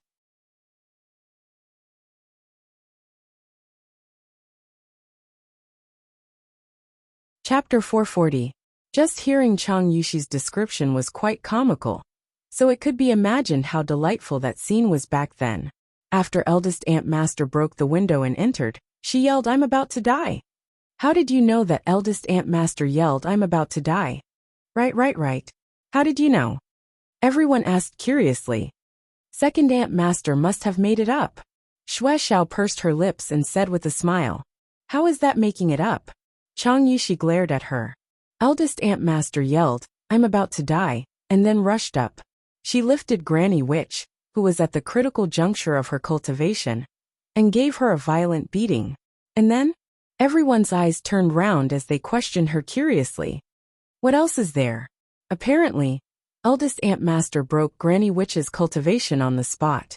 Her fair, tender, and juicy face turned into her current appearance in minutes. Chicken skin and crane hair, tsk. She's very different from her past self. Chang Yushi spoke too loudly, so much so that Granny Witch and the rest all heard her, and they shot stern gazes in their direction.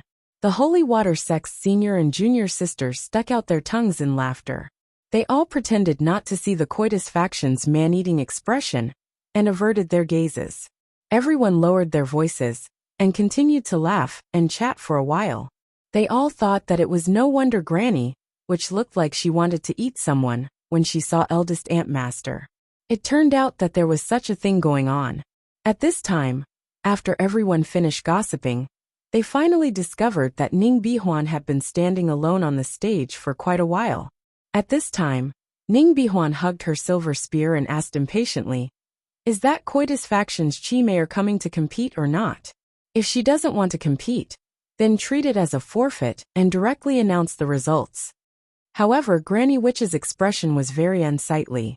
Her expression was already unsightly enough when everyone in the Holy Water sect knew about her gossip just now. At this time, Mayor only went to relieve herself, but she was even more displeased that she still hadn't returned. After a while, when Ningbi Huan was already so impatient that she wanted Xixia Valley's Valley Master to announce the results again, a figure wrapped in a black cloak suddenly jumped onto the stage. At first glance, Granny Wish discovered that the person under the cloak wasn't her disciple Chi Mayor. She stood up at once and berated with a slightly grave expression. "Who are you? You're not Mayor. What did you do to Mayor?" The people from the other sects were naturally not familiar with Chi Mayor. When they heard what Granny Witch said, they could not help but feel a little strange.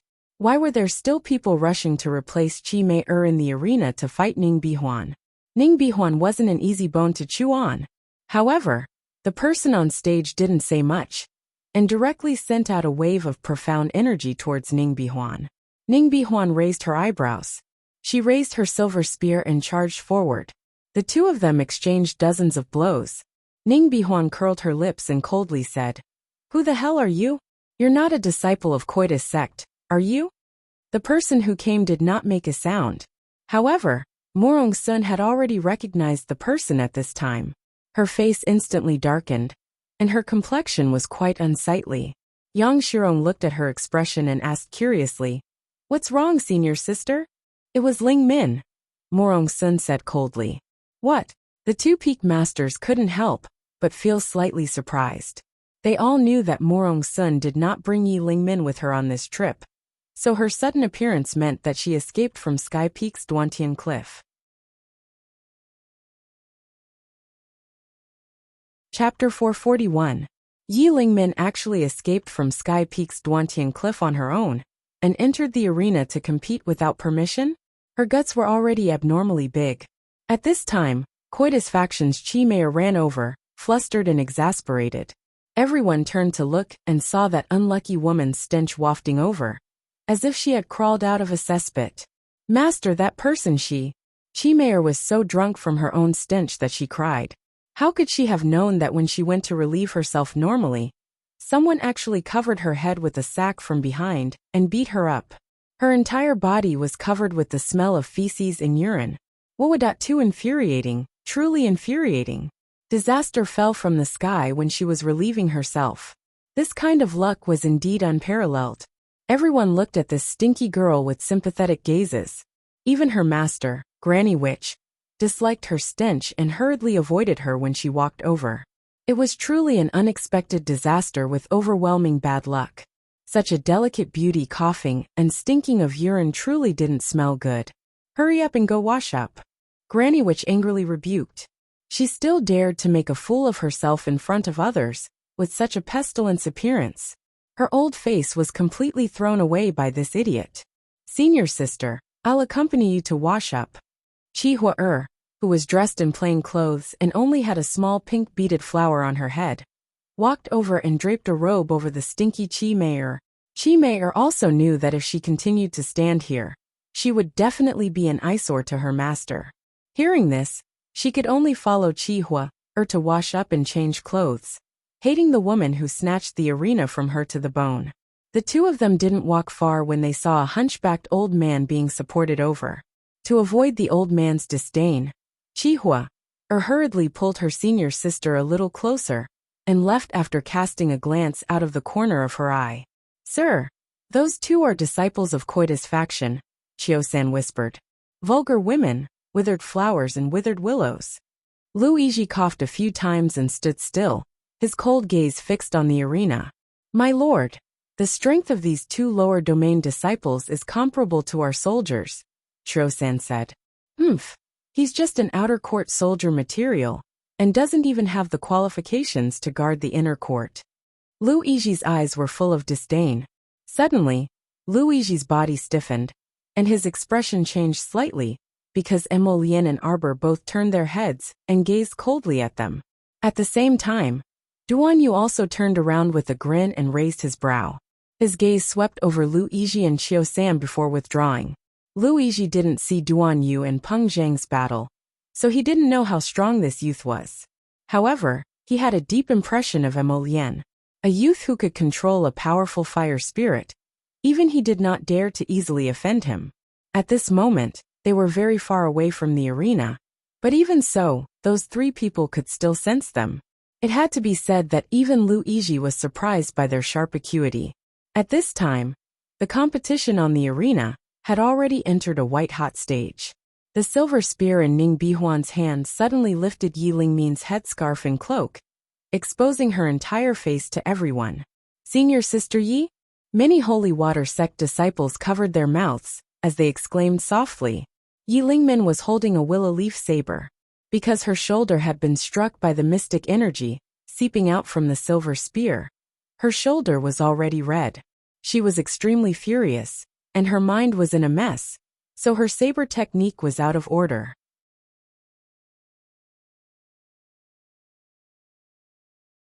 Chapter 442. She did not spend so much effort to participate in the competition to lose to this woman in front of her. She wanted to prove to her master that not choosing her to participate in the competition was absolutely a wrong decision. Ning Bihuan creased her brows and coldly said, "Admit defeat. I don't want to take your life, so leave the stage yourself." With a shake of her silver spear, she directly sent Yi Lingmin flying. Yi Lingmin rolled 3 times on the stage before plopping down on the ground. Her eyes revealed her unwillingness to admit defeat, and she ferociously glared at Ning Bihuan. "You think you've won for sure?" The two of them did not summon their mystic beasts from beginning to end, as if they had made a pact together. Ning Bihuan shook her head. "You're a holy water sect disciple, right? You didn't go through the early stages of the competition and directly skipped levels to participate in the finals. This is already against the rules. I didn't bicker with you, so you should quit while you're ahead. I'm telling you, you can't win against me."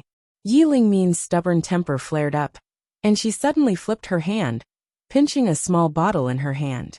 The eyelids of the 3 peak masters sitting in the front seats all twitched.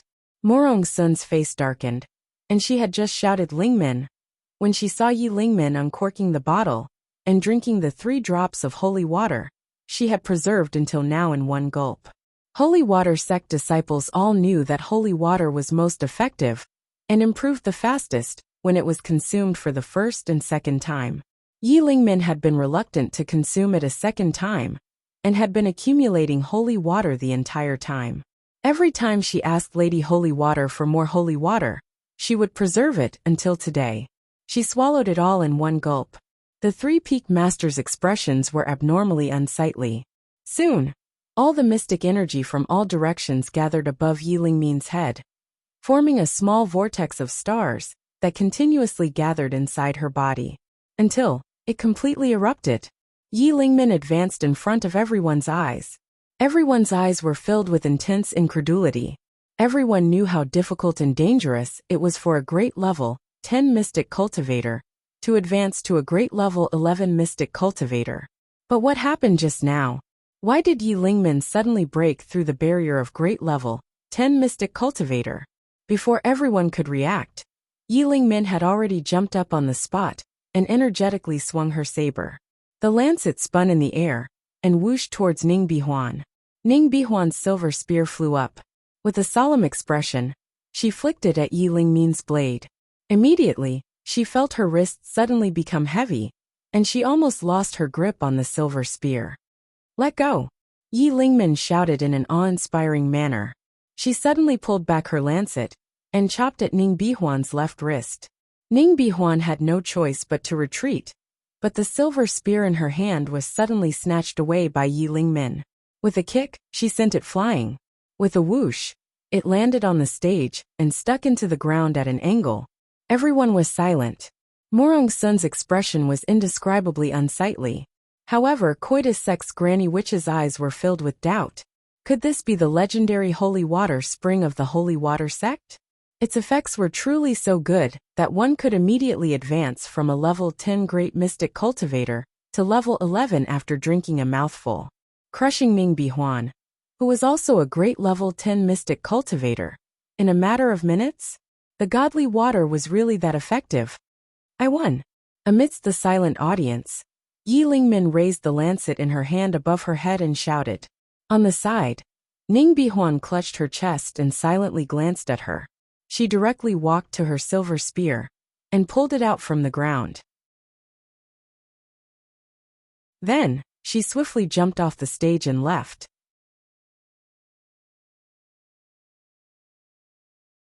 Chapter 443. Xixia Valley's Valley Master was baffled and did not know whether he should go on stage to announce the results of the competition. Seeing that no one else was going up, Yi Lingmin jumped down from the stage and walked straight to Morong Sun. She straightened her neck and bowed to the three-peaked masters. Master, Ant Master. Morong Sun's expression was unsightly to the extreme. She coldly stared at Yi Lingmin and did not say anything. She merely stared at her for a long time. This extremely powerful silent stare caused Yi Lingmin to panic. In reality, it would be best if she could enter closed-door cultivation right now. In order to win the competition just now, she swallowed 3 drops of holy water at once and forcefully raised her cultivation to level 11 Great Mystic Cultivator, obtaining an overwhelming victory. However, in reality, she did not completely assimilate these 3 drops of holy water. If she wanted to completely stabilize her cultivation as a level 11 Great Mystic Cultivator, she still needed a period of closed-door cultivation. She merely wanted to win too much. She wanted to display herself in front of her master and obtain her master's approval and affirmation too much. She wanted her master to know that she, Yi Lingmin, her master's 3rd disciple, was not inferior to anyone else. But right now, her master's aloof gaze made her feel afraid from the bottom of her heart. Yi Lingmin quietly called out, Master. Lingmin, it's because I don't know how to teach disciples that your willful, reckless, and lawless personality is today. Morong Sun's disappointed gaze made Yi Lingmin's heart tremble. Why was it like this? She won the fight. Why was her master so disappointed in her even though she won? Didn't she win? Master. Yi Lingmin completely panicked and looked at the other 2 ant masters in a daze. However, the 2 people she saw had the same grave expression. Master. Yi Lingmin wanted to reach out and grab Morong Sun's sleeve. However, Morong Sun pushed her back 2 steps. She dazedly stood there and looked up at her unfamiliar master in a daze. From today onward, you are no longer my disciple. You are also no longer a disciple of the Holy Water sect. Go, Morong Sun said aloofly. As if struck by lightning, Yi Lingmin staggered back 2 steps and looked up at Morong Sun with tear-filled eyes. She could not help but ask, Why, Master? Why? 3rd senior sister, the other disciples of First Peak, were also dumbfounded. They wanted to surround Morong Sun and dissuade her, but none of them dared to move when they saw Morong Sun's warning gaze. Yi Lingmin suddenly knelt in front of Morong Sun with a plop and wailed, Master, Master. Don't chase me away, Master. Disciple was wrong, Master. Your disciple was disobedient and shouldn't have run away from Duantian Cliff. Master, please forgive me this once. Master, Master, don't chase your disciple away. Morong Sun had already made up her mind. Even if other people came over to put in a few good words for Yi Lingmin, Morong Sun still insisted on expelling Yi Lingmin from the sect. Master, you can leave. Go back and think about what you did wrong. If you feel guilty in the future, take good care of your former sister when we meet again in the pugilistic world. Morong Sun turned around and did not look at Yi Lingmin again. Master. Yi Lingmin was completely flustered. She turned around and saw Arbor in a daze. She rushed in front of her and grabbed her arm, begging for mercy. Little junior sister, help 3rd senior sister. Little junior sister, go beg Master. Master likes you the most. If you speak up for me, she will definitely listen to you. Little junior sister, senior sister is begging you, wah.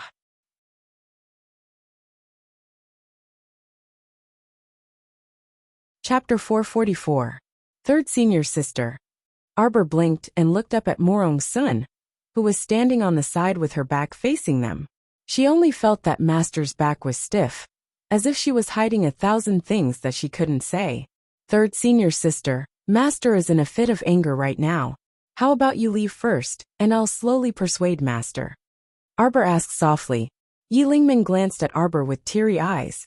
Little junior sister, you'll really help me? Arbor nodded solemnly. Sorry. Yi Lingmin didn't expect that her little junior sister, whom she dissed the first time they met, would disregard former enmity and help her. She tightly grasped the little girl's hands and gripped them tightly. She turned around to glance at Morong Sun's cold back, and didn't dare to linger any longer, running away in tears. On the other end, Lu Yizhi and Qiu San's figures had long disappeared. Qiu San supported Lu Yizhi as they walked out of the arena. Lu Yizhi was so excited that he couldn't control himself the entire way, and his entire body was trembling lightly. It's not the holy water spring. It definitely isn't the holy water spring. How is this some holy water spring? Just now, he clearly saw that the holy water sect girl in the competition clearly swallowed 3 drops of water. 3 drops. 3 drops of water immediately raised her from level 10 to level 11 Great Mystic Cultivator. Such a large leap. Ha ha ha ha ha. He was now very clear that the holy water spring was definitely a smokescreen thrown out by the holy water sect to conceal the holy water's true identity. They deceived the world for so many years. Ha ha ha ha ha. Great. A tiny lower star domain's holy water sect could actually do whatever they wanted under the 6 prefectures' noses. How audacious. How is this some holy water spring? It was clearly holy water. Speaking of holy water, one had to mention the 5 spirits' origins. Everyone in the 6 prefectures knew that as long as one comprehended one of the 5 spirits' origins, when breaking through to level 15 Great Mystic Cultivator, they could smoothly enter a higher realm and achieve the transition from the mystic realm to the spiritual realm. And among the 10 levels of the water origins, the one and only and unparalleled origin among the origins was holy water. Normally, everyone's comprehension of the 5 spirits' origins was between the 1st and the 5th level. Only those with especially good talent could comprehend the origins of the higher levels. What was the holy water? That was the foundation that could crush all the water spirits below the 9th level. Once the Holy Spirit appeared, no one would be able to contend against it. This was the holy water, holy fire, holy wood, holy earth, and holy lightning of the 5 spirit origins. Quickly go and inform all of Shuntian Prefecture's forces on Seacombe Planet. Immediately travel day and night to the holy water sect outside 5 Moon City. We must obtain the sacred water before the other 5 prefectures. Holy water was such an important item, so the holy water sect definitely wouldn't bring it with them when they went out this time. Presumably, it was currently quietly staying in the holy water sect's secret ground, waiting for their Shuntian prefecture to come and harvest it. Ha ha ha ha ha. No, she was waiting for him. Lu Yizhi went to seize it. Yes. Qiu San immediately cupped his fists and left in a hurry. Lu Yizhi looked up at the dark blue sky and narrowed his cold eyes slightly. He coughed several times and sneered. It seems like the weather is about to change. The rest of the competition became dull and boring. Moreover, many people's minds were no longer on the competition. In the end, it was Darling Qiao who obtained victory. Why? Because the other top 4, such as Duan Yu, Su Shanshan, Situ Yi, and Bailey Shi, couldn't be bothered to fight with her, so she automatically advanced to first place. Chapter 445. However, she did not feel excited or joyful at all. In the end, the 3 sects won a complete victory, but there was no joy on the holy water sect's 3 peak masters' faces. When she returned to her courtyard, all the senior sisters ran over to give her gifts. They glorified it by saying that little junior sister had won honor for the holy water sect. So they gave gifts to the champion. Su Shanshan gave her a level 15 mystic dagger, and told her that she took it from Maple Pavilion, and that it was quite handy. Arbor's intuition was a bit strange. Her senior sisters all ran over to give her gifts, and they were all very valuable. What happened? Arbor asked seriously. What could happen? Yang Shirong smiled and said, My little disciple, you've been in the sect for so many years, but you've never returned home. How about you go home and take a look this time? Arbor nodded. She also had this plan, but she had more or less assimilated her essence water recently, so she could not suppress her cultivation anymore. She planned to find a place to raise her cultivation before going home. Master, are you still angry at third senior sister? Arbor walked to Morong-sun and tugged on her sleeve. Can't forgive her? You know what kind of person she is. Master always knew that she was unyielding and competitive, but why was she so angry today? Arbor felt that she must have overlooked something. Suddenly, a thought struck her, and Arbor hastily asked, "Is it the holy water?" Because third senior sister used holy water on the spot and attracted attention? Then what about the sex master and senior sisters? Arbor only felt that things were a bit off. Silly child, what could happen? Morong-sun said with a smile. Don't let your imagination run wild. Go rest early. The other sects have to leave Dwelling Valley tomorrow morning. We also have to leave. Child, you haven't returned for so many years, so your parents must be worried. Stay at home for a while when you go back this time. You don't have to rush back, since there's nothing going on in the sect anyway. Morong-sun tugged on Arbor's hand and quietly instructed. Being outside is different from being in the sect. Be careful of everything, and take good care of yourself along the way. Young Master Mo is here, Su Shanshan said. Arbor walked out, a little unhappy. Mo Lien took her little hand and squeezed it. What's wrong? Because I'm leaving tomorrow? Can't bear to part with me? The little fellow was not in the mood to talk and laugh. She looked up at him sullenly. He suddenly thought of something and rummaged through his purple amulet. He took out a small rectangular iron box and threw it to Mo Lien. I don't know how to open this. Mo Lien couldn't help but laugh. She lowered her head to look at the small rectangular metal box. It was cast so tightly that there wasn't a single opening. Duan, you should know. The little fellow was still a bit sullen. Help me hand it to him so he can study it. If you go back to the sect, then we'll have to go our separate ways tomorrow. Don't leave me with a sour-gourd face. The only thing I can't forget is your little sour-gourd face. Mo Lien suddenly reached out to lift her small face. Xiao Xiao, give me a serious smile. I really haven't seen you smile in all these years. Arbor rolled her eyes at him. How could she smile for no reason? How about I tell you a joke for you to smile? Mo Lien reached out to tease her little face. Go ahead. The little stoic was not happy at all. Once upon a time, there was a bad guy called Duan Yu. One day, he was beaten to death by a good person called Mo Lien. Arbor.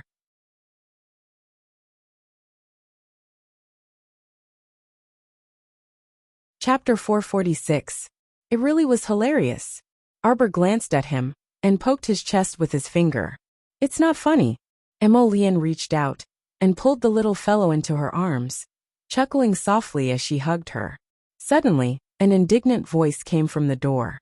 Duan Yu dashed over and shouted in a huff. Of course it's not funny. Jojo, don't listen to his nonsense. I'm an incomparably good person. Incomparably good? Mo Lien threw him a slightly disdainful look before casually smashing that small rectangular metal box at his head. Duan Yu was so angry that he wanted to send it flying with a kick. However, just as his foot was about to touch the small metal box, Mo Lien's voice leisurely rang out. Jojo's. Duan Yu staggered, and his kick abruptly changed into a grab. His movements were practiced and smooth as he snatched the small lousy box into his hand. This should be a concealed weapon box, Mo Lien said dryly. Duan Yu smugly looked up and cast him a sidelong glance. He snorted and waved the small metal box in his hand, bragging. Don't tell me it's broken. Let me tell you, this concealed weapon box is a sealing technique passed down from ancient times. Normal people absolutely can't open the seal on the outside. I'm 99% certain that there's good stuff inside. This small metal box had troubled darling Xiao for many years. When she had nothing to do, she would fiddle with it in her hands. She had soaked it in water, roasted it in fire, and even pricked it with a needle before throwing it into a frying pan. Cough cough. Now that she heard Duan Yu's words, the little fellow pattered over to him with great interest and urged repeatedly, hurry and open it. You can open it too. Duan Yu tossed the small metal box and pulled Arbor to his side with one hand. He said with a chuckle, you have to call me big brother. Classmate Mo's face darkened. Duan Yu, that punk, really knew how to push his luck.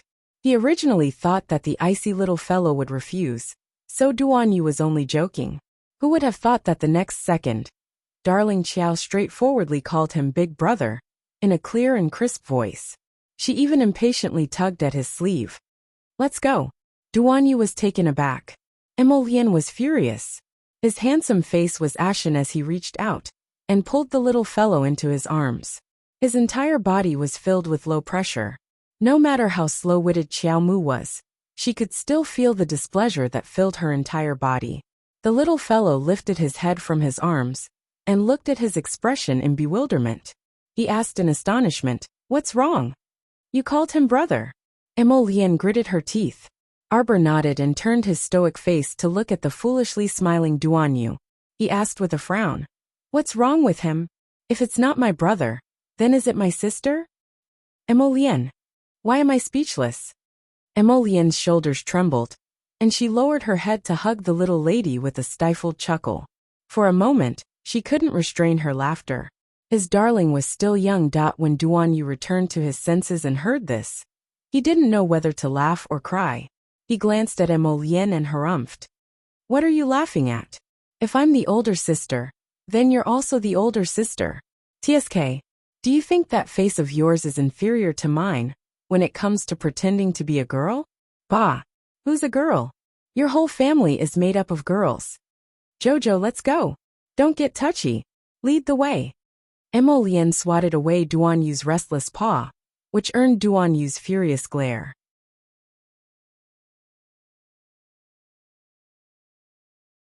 Chapter 447.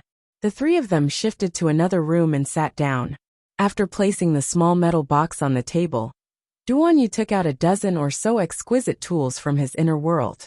The little girl propped up her cheeks with both hands as she curiously watched Duan Yu work with her dark eyes. She really couldn't come up with something like this. She was a bit angry just thinking about it. With her brilliant brain, she couldn't even open a concealed weapon box. It was truly infuriating. This kind of concealed weapon box that has been passed down since ancient times was sealed by the ancestors, using a kind of pouring technique. It can't be opened even if you slash it with a sword, soak it in water, or burn it with fire. When Duan Yu said this, he reflexively looked up at Miss Qiao and discovered a strange expression on her face. Duan Yu couldn't help chuckling in spite of himself. Don't tell me you've already used all the methods I've just mentioned." As he said this, he couldn't help coughing several times while stifling his laughter. Darling Qiao harumphed and rolled her eyes at him. Ha ha ha ha ha. Duan Yu couldn't hold back his hearty laughter. Blame her for being uncultured. Now that she was being laughed at, Qiao Mu simply turned her face aside. However, she saw that although Emolian didn't laugh out loud like the dunce Duan Yu, he still couldn't conceal the smile in his eyes. That smile was practically flowing out from his pair of slightly curved phoenix eyes. Tisk! Duan Yu controlled his laughter and quickly placated the little fellow. "You can't be blamed for being stupid." Our dear Qiao Mu's eyes widened. This darling wasn't stupid to begin with. Only the Duan family of Guanlan City knows a thing or two about this kind of pouring technique. However, they also don't know how to unseal it. That family head of theirs is absolutely stupid. Even after learning concealed weapons for so many years, he probably can't open it. Duan Yu pursed his lips in disdain when he recalled the faces of those people from the Duan family. Arbor quickly urged, "Hurry up and do it. Don't tell me you're going to waste time until daybreak." Duan Yu's smile faded, and he lowered his head to take the small metal box in his hand. He took out a small pointed awl forged from ice crystals and lightly fiddled with the four corners of the metal box. She didn't see how he did it, but his movements were so practiced that it dazzled the eyes. There was only a light click sound. There was a small hole in the top of the small iron box that was so tightly sealed that there wasn't even the slightest gap. The three heads immediately gathered together, and Duan Yu simply stood up with a half-bent waist. He turned the small metal box upside down and picked up a small metal bowl in passing. A stream of corrosive liquid flowed out of the small hole, and when it fell into the small iron bowl, it made a sizzling sound. Wow! That hidden weapon master used poison to seal this hidden weapon box.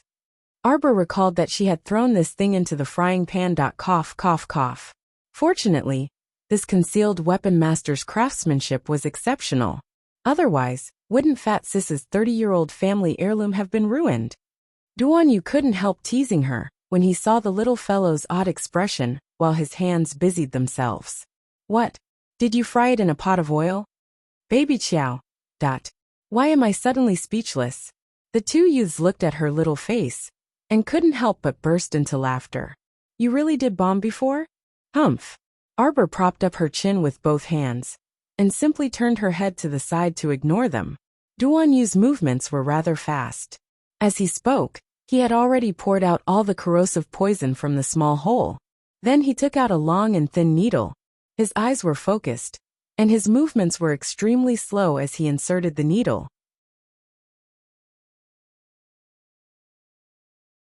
Chapter 448. Arbor nervously held her breath. Was this strange little iron box that had perplexed her for so many years finally going to be solved? Her large, dark eyes emitted a joyous glint.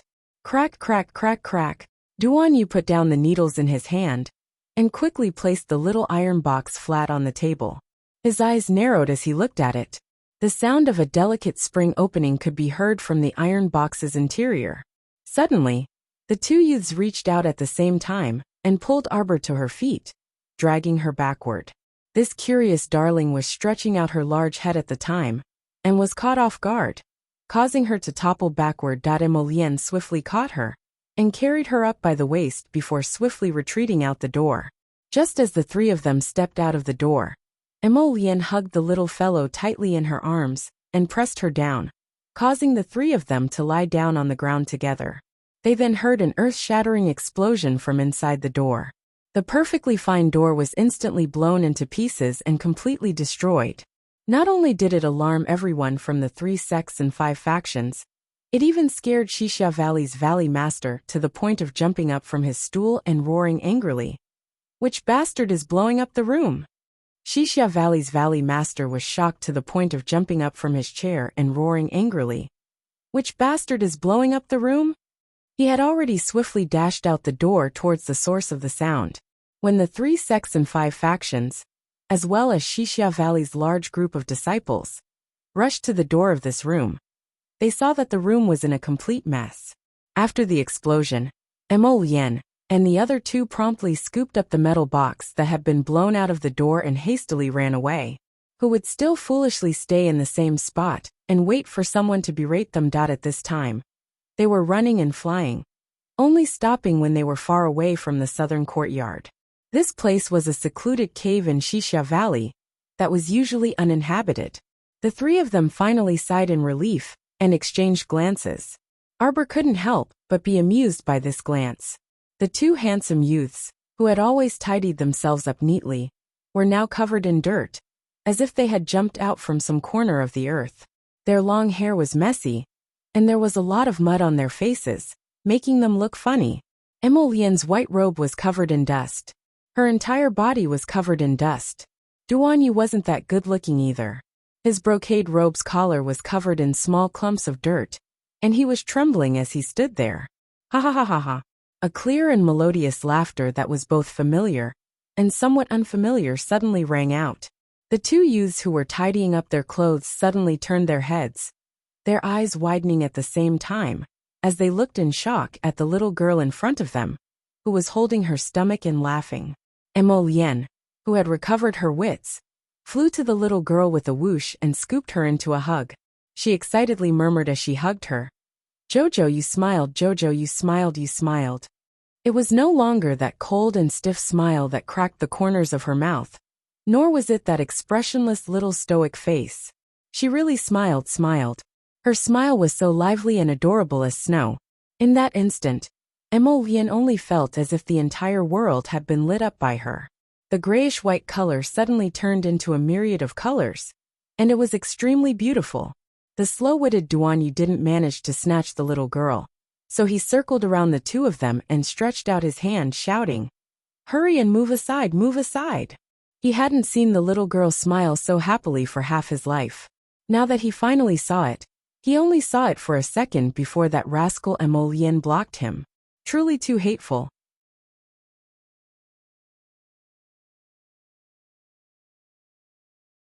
Chapter 449. Jojo. Emolien reached out to cup the little girl's small face, which still carried a trace of a smile.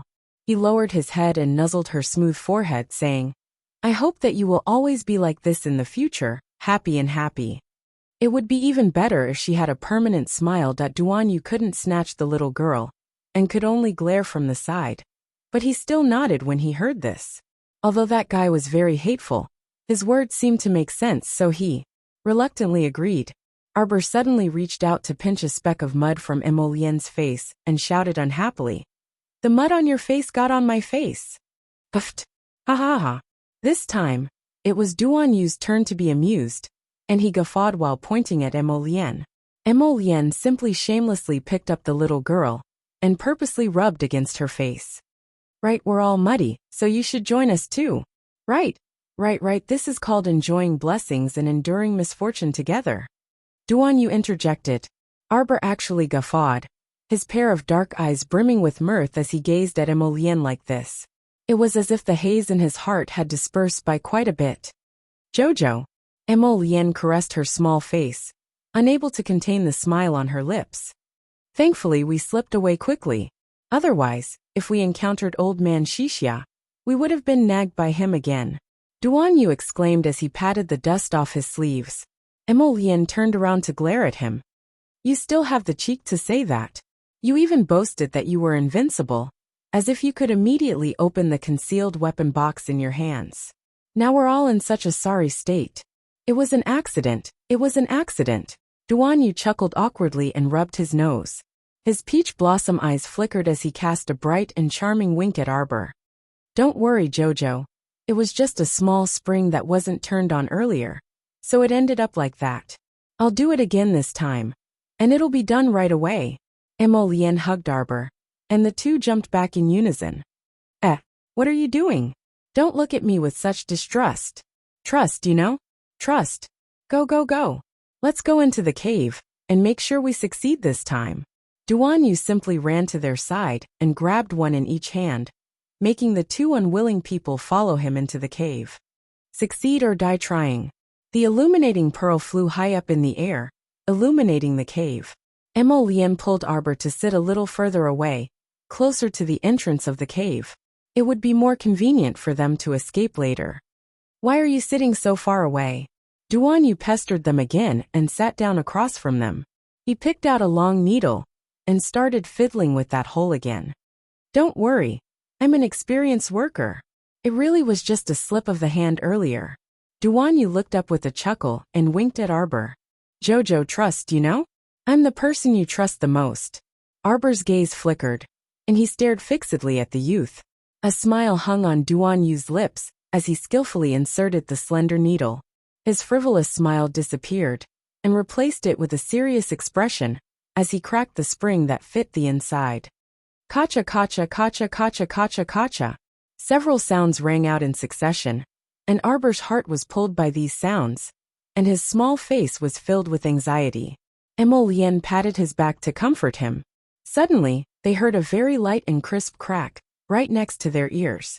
The small metal box suddenly peeled open like a flower petal, revealing a transparent, crystalline square box inside.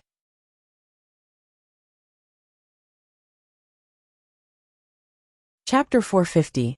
Through the transparent crystal, one could see a thin piece of paper swaying in the crystal, rolling up and unrolling. It was very lively. What is this? Arbor exclaimed. The Tianji treasure blueprint. The two youths exclaimed in unison, their faces full of shock. What is the Tianji treasure blueprint? Arbor tugged at Emolien's sleeve. Speaking of the Tianji treasure blueprint, we have to talk about this person, Tianji Z. He was a very impressive trap and concealed weapons master 300 years ago. Duanyu interrupted. This person was proficient in the art of traps and concealed weapons, and his skills were not simple at all. I was wondering who made this kind of concealed weapon box that had long been lost. So it was him. The art of traps and concealed weapons? Then this whatever map is actually a secret manual on traps and concealed weapons? It was truly bizarre. How did the holy water sect even have this thing? Then this thing is definitely useless to me. Arbor was discouraged. She didn't understand traps and concealed weapons, so what did she need this thing for? Here you go. Take it and study it. The little fellow unhappily pushed that transparent crystal towards Emolien and Duanyu. The two youths couldn't help but laugh. Jojo, do you know that if news of this Tianji treasure blueprint leaked out, it would cause a commotion? Emolien helplessly looked at this ignorant little girl. Where did you get it? The little girl was disappointed. To her, it was useless even if it caused a commotion in the 6 prefectures and 3 provinces. A lousy map was completely useless to her. No matter how much of a commotion it caused, it couldn't excite her.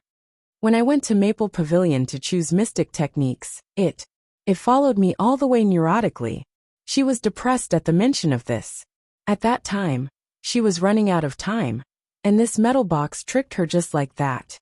Io, this darling was still unhappy. Duanyu couldn't help but be amused. Jojo, let me tell you, you really picked up a treasure this time. Really? What? What treasure? To the two youths who liked to study traps and concealed weapons, it was a treasure. But to her, it was just a piece of shit map. Seeing the little girl's gloomy face, the two youths laughed and stopped teasing her. Emolien said, Duanyu is right this time. This really is a treasure. That's because this map itself is a divine artifact that Tianjizi spent his entire life forging. Xiaomu was dumbfounded. This map was a divine artifact. What was a divine artifact? Emolien flicked her finger lightly on her little head and couldn't help but chuckle. What the hell is a divine artifact? You don't have to care about that. All you need to know is that he's extremely powerful. Come, be obedient and form a contract with it first. At the same time, I will help you seal the divine artifact and suppress it to a level suitable for your current cultivation. Otherwise, you won't be able to use it. But what about the hidden weapon technique inside? She had no use for it. The little fellow asked with a conflicted expression. Stupid. Duanyu chuckled. Wouldn't it be fine if you formed a contract with it first, and then handed the secret manual to us? This is a divine weapon. Why are you still hesitating? Hurry, hurry, hurry. It'll be daybreak if you hesitate any longer. No matter how she looked at it, this thin piece of paper didn't look like a divine weapon at all. Arbor expressionlessly reached out her small hand and stuck it against the outer crystal shell of the map, injecting a wisp of mystic energy. It really was only a small wisp of mystic energy, so small that it was almost negligible, but the entire crystal shell immediately peeled off.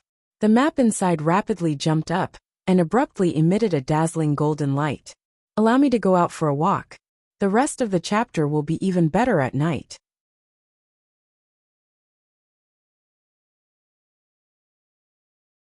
Chapter 451. The two youths couldn't help but be dumbfounded by this situation. TSK, they completely agreed with Darling Qiao's words this time. Back then, it was definitely this fellow this Tianji treasure blueprint that kept pestering their darling. Otherwise, how could she be so unreserved? Oh my, you're a divine artifact. Why did you open on your own when she injected just a little bit of mystic energy? The two of them had already secretly decided that when the little girl's mystic energy wasn't enough to form a contract with this divine artifact, they would have to provide mystic energy from the side to support her. However, the situation was just this strange. In less than 3 seconds, the little girl successfully formed a contract with the Tianji treasure blueprint. The Tianji treasure blueprint turned into a shooting star and directly entered her conscious. The two of them stared at her dumbfoundedly for a while. Arbor didn't notice at first, because she was using her mystic conscious to examine the Tianji treasure blueprint in her conscious. She couldn't see anything special about it, but after this blueprint unfolded in her conscious, she could casually flip through the mechanisms and concealed weapon techniques inside. After a glance, Darling Qiao lost interest in looking at it. Those mechanisms and concealed weapon techniques were all strange drawings that looked like scribbles. The few words were also abstruse and profound, so who could understand such a ghastly thing? When she returned to her senses, she saw the two youths looking at her with shining eyes in a daze. Our dear Xiaomu simply didn't know that with her pitiful cultivation, as a level 8 mystic cultivator, it was basically impossible for her to form a contract with this kind of divine artifact without assistance from the side. He had never seen or heard of such an oddball like her. Ahem. Duan Yu coughed lightly and said with a chuckle, "This is probably fate, right, huh? Isn't that right, Prince Mo?" The Tianji treasure blueprint must have taken a fancy to the little girl. How should he put it? Mo Lian glanced at him and nodded in rare agreement. Xiaomu was baffled. She didn't even know what the heck they were conversing about. She merely activated her mystic conscious and summoned that Tianji treasure blueprint out from her conscious. The mechanisms and concealed weapon techniques on this are all scribbles. You can see for yourselves. She couldn't understand it anyway. Immediately after, with a move of his profound sense, the Tianji treasure blueprint suddenly unfolded in front of the three of them. It stretched for several meters and was covered in golden light. The diagrams leaped up and floated in front of the three of them. The two youths hurriedly ran over and stood on the left and right sides of the picture. They looked at it for a while with an intoxicated look on their faces. Arbor, blame her for being uncultured. Jojo, how about I make a copy of it? The two teenagers asked in unison. How? With a flip of their hands, they each took out a piece of jade. Arbor ran over to take a look and hurriedly asked, "Isn't this the underworld jade, something used to pass on techniques?" Of course not. Duan Yu couldn't help but chuckle. These two pieces are ordinary crimson jade and purple jade. The kind of netherworld jade you speak of can only be discovered by chance. Not only can it be used to inherit secret techniques, but it can also be used to nourish the conscious. TSK, where can I get one? Xiaomu once again exposed her lack of culture, so she didn't say anything else. Of course, she wouldn't ask them how to make a copy. She might as well keep the Tianji treasure blueprint open and let them work on their own. This Baobao is a great talisman master. When this Baobao draws talismans, none of you can understand it. Hence, the two youths each stood on one side of the picture.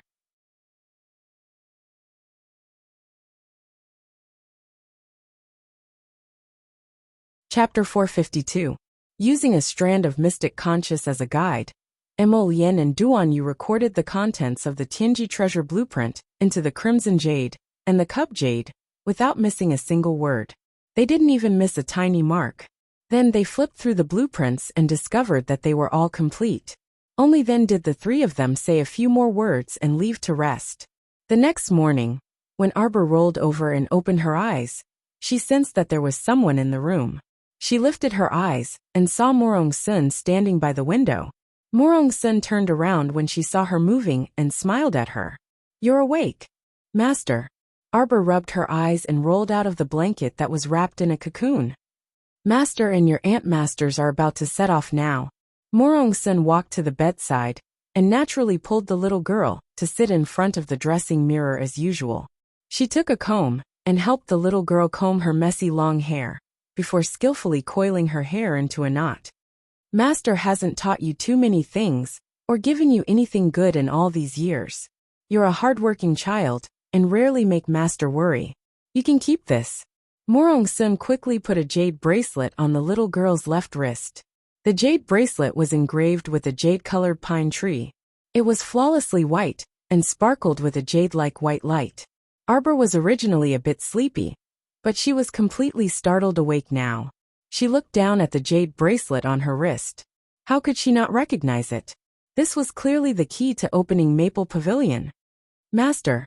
Arbor stood up and nearly bumped into Morong Sun's chin. "Are you saying your last words?" She wasn't stupid. Don't think she didn't hear Morong Sun's words. As if she was saying her last words. Why would she give her the key to Maple Pavilion without rhyme or reason? Nonsense. Morong Sun heavily smacked Arbor's head. "What nonsense are you spouting? Your master is very strong, don't joke around. Huan Sikong planet has the ability to kill me. Then this." Morong Sun brusquely glanced at her. "This is an early coming-of-age gift for you. That's all master can do." "Nonsense. This is the symbol of the previous sect masters." Arbor was so nervous that his eyes were almost red. Moreover, she was not even 13 years old yet. There were still at least 2 years to go before her coming-of-age ceremony. Why was her master in such a hurry to give her a present in advance? Anyway, you don't have to worry about it. Just take it since I'm giving it to you. Why are you so talkative? I don't usually see you talkative, but you're really annoying today. Master, I'll go back to the sect with you. The little girl said immediately. You lass, you're so young yet so long-winded. Tell me, how many years have you not been home? Your mother and father might even think that our holy water sect is a man-eating sect that abducts children and doesn't even let them return home. Morong Sun poked her little head with a finger and couldn't resist laughing. I already said I'm fine. You just like to let your imagination run wild all day and worry too much. Alright, Master really has to set off. You should also quickly pack up and go home. Ah. Master! The little fellow shouted loudly. Morong Sun looked down at her with a grin and couldn't resist teasing. What, aren't I just telling you to go home? You can't bear to part with Master? You're not lying to me. Of course, when have you ever seen Master lying to you? Morong Sun patted her little head with a smile and hugged her little body, gently patting her back. Master will never lie to you.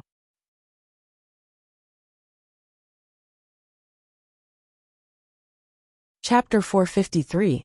Morong Sun pulled Arbor back to her stool in disbelief. After combing her long hair, Morong Sun hugged her. Alright, Master has to leave. You're alone, so you have to take good care of yourself on the road and hurry home, okay? Arbor furrowed her brows and nodded hesitantly. That's a good girl. An obedient child is a good child. Alright, Master's leaving. Be good by yourself. Morong Sun nodded in satisfaction and forcefully pulled her gaze away from her. She turned around and left without even looking back. Soon the Holy Water Sect's team set off. Arbor ran out and stood at the door in a daze, feeling that something was off. She saw the 3 peak masters leading everyone away. Yang Shirong and Lu Yin turned around and waved at her. Everyone's faces were brimming with smiles as they waved goodbye to her. Arbor felt very uncomfortable and stood at the door in a daze for a long time. It wasn't until Mo Lien called her softly that she returned to her senses and turned her head to look at him. What is it? Did something happen? Mo Lien grasped her hand and gently squeezed it. Arbor thought about it, but still shook her head. Are you leaving now? He had left for so long, so it was time for him to return to the capital. How about I send you back to Shijio City? Mo Lien asked with a smile. Guifeng appeared next to the crown prince like a ghost and said icily and mechanically, Your Highness, the great king orders you to return within 3 days. 3 days? Can we fly? Even if we can fly, we can't fly to the capital? Mo Lien grumpily retorted. At this time, the great king was in the southern study, tossing a pile of tattered memorials onto the floor with a headache. Did you send an urgent message from 800 miles away? Did the crown prince reply to me? Did he say when he would return? Gong Chang and miserably kneeled on the floor and repeatedly shook his head. This old servant already sent 2 more memorials. This unfilial son. The great king was so angry that he wanted to smash the teacup.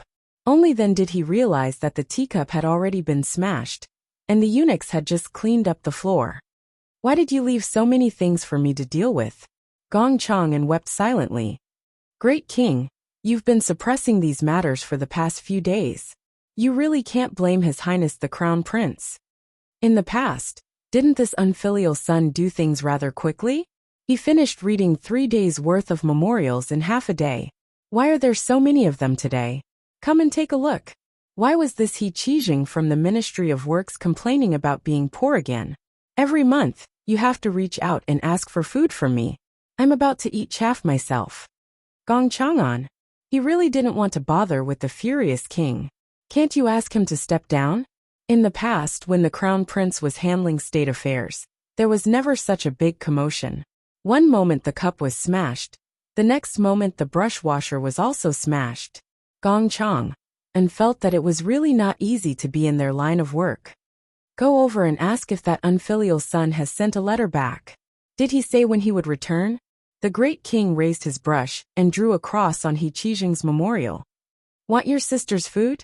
Don't have it. Great king, you've already asked 5 times today. Save me. Feng looked at his master with a different expression. He didn't say anything and merely watched silently.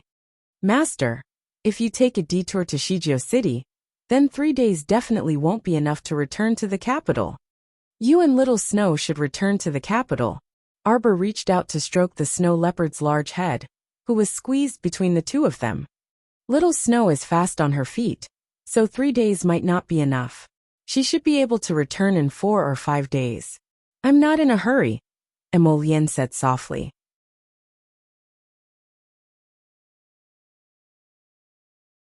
Chapter 454. Feng moved his lips, but Emolien cast him a chilly glance, and he immediately shut his mouth. No need. Arbor had other plans in his mind, and he unfurled his brows slightly. He nodded at him and said, Go back as soon as possible. I'll go home by myself. At this time, Duan Yu and Situi led the people from the Daybreak sect and Heavenly Tao sect to bid her farewell. Wei Nanfeng waved his hand at her and said with a smile, Little miss, I don't know when we'll meet again after parting today.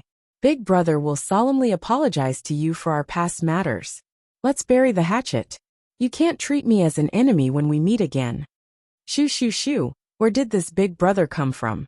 Duan Yu irritably glared at him. Arbor expressionlessly looked at Wei Nanfeng and nodded reluctantly. Wei Nanfeng couldn't help but be overjoyed, and he cast a smug look at Emolien. How is it? This brother has a sharp tongue, so I'm pretty good at dealing with people, right? Scram. Emolien rolled her eyes at him. All right, you can all leave. I'm going home anyway. Let's bid farewell here, everyone. Arbor suppressed his thoughts, but he didn't show it on his face. When they were bidding farewell, Shixia Valley's Valley Master also walked over with his 2 personal disciples and said with a smile, We just sent off the Holy Water Sect group, so you'll also be leaving. Let's bid farewell together. Everyone cupped their hands in salute and politely bade farewell to Shixia Valley's Valley Master.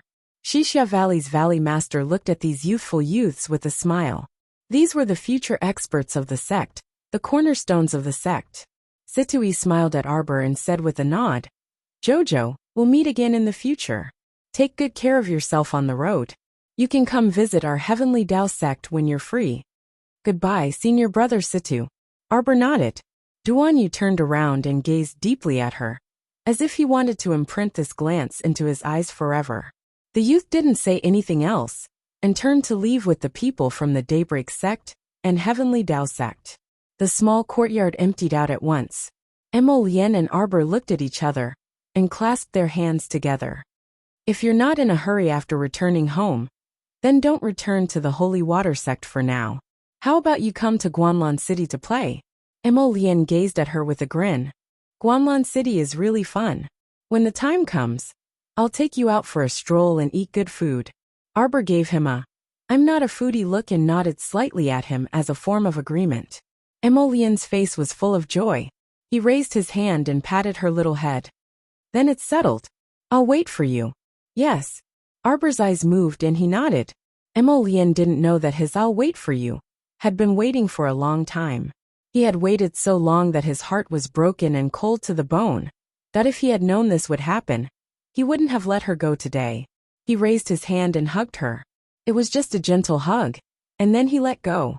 He didn't know that a long time had passed since he turned and left.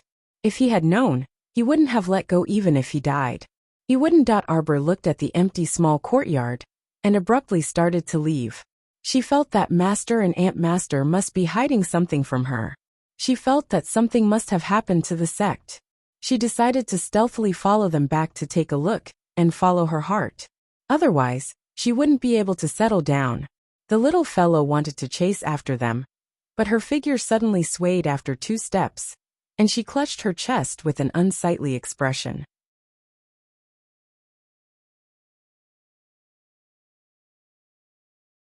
Chapter 455.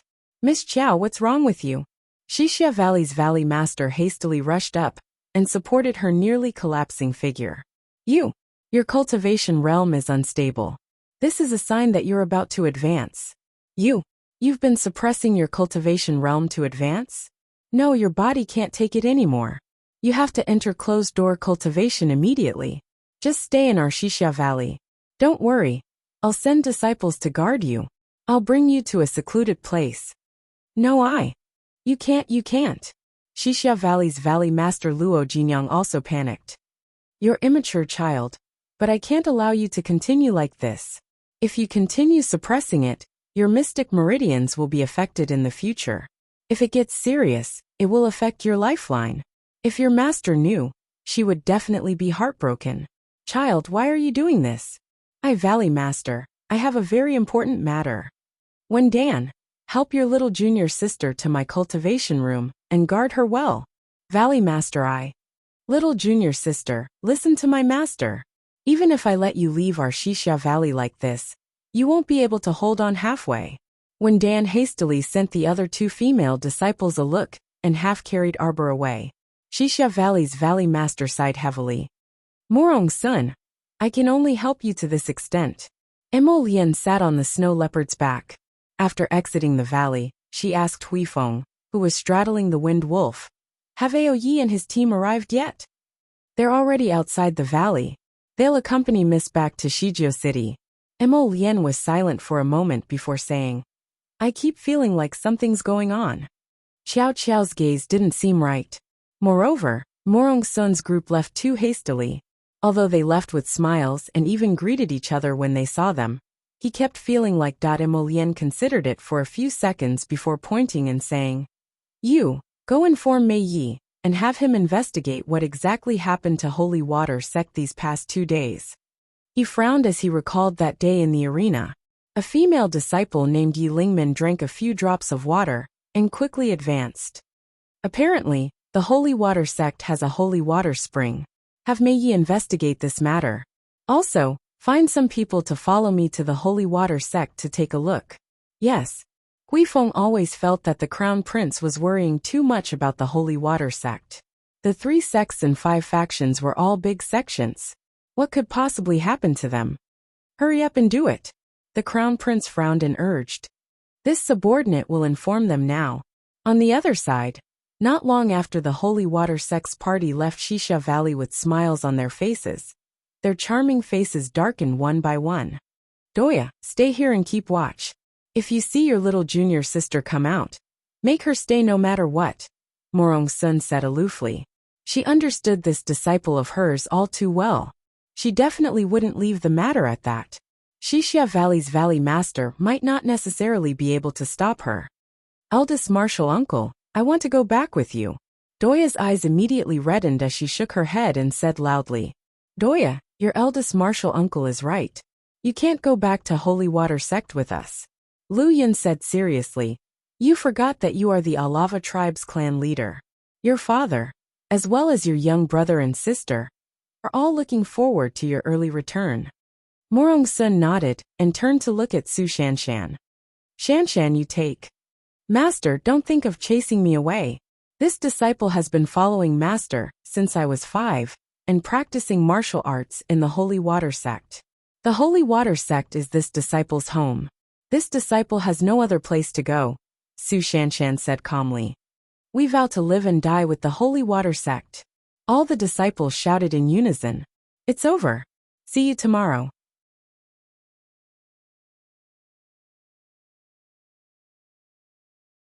Chapter 456.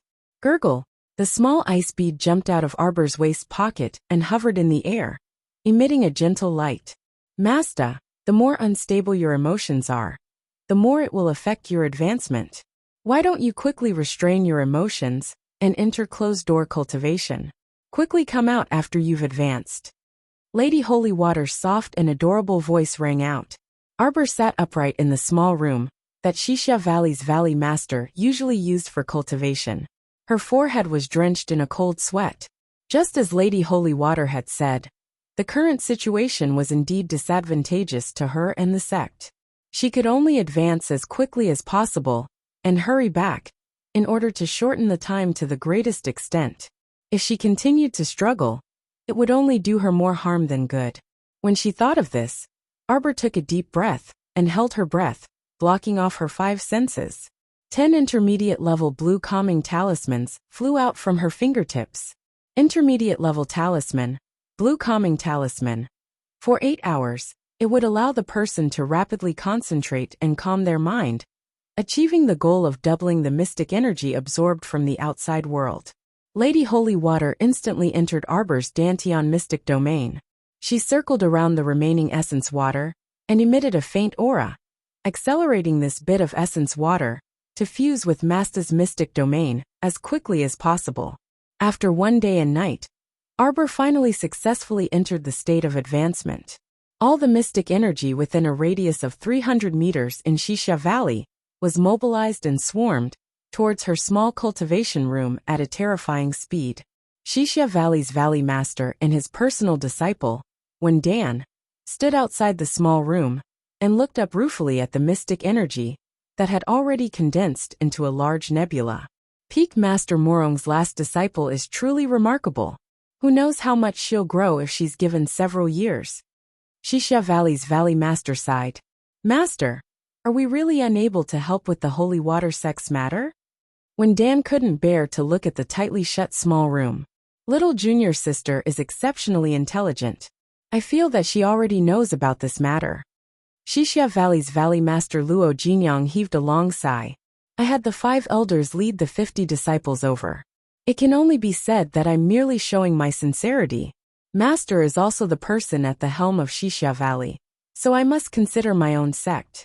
I also can't let your martial uncles and senior brothers and sisters make some meaningless sacrifices. Disciple understands. When Dan nodded with a heavy heart. Master, are the people of the 6 prefectures really in existence that we can't surpass? No. Luo Jinyang shook his head and raised his hand. He said firmly, I believe that one day, someone will surpass them. You young children have outstanding talent and excellent qualifications. As long as you work hard enough and believe in the future, surpassing others is not a daydream. Master, this disciple will definitely work even harder. When Dan nodded heavily, it's just that junior sister will probably be alone and helpless in the future. It's too pitiful. Master, why don't we secretly leave her in Shisha Valley? This child.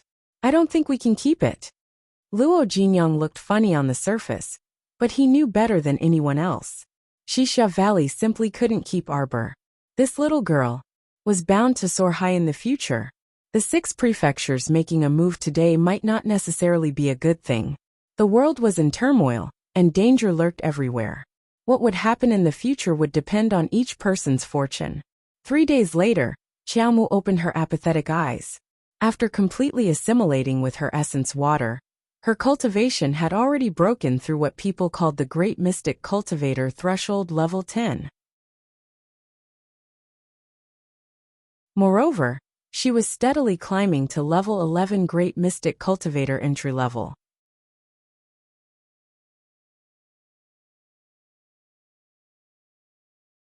Chapter 457.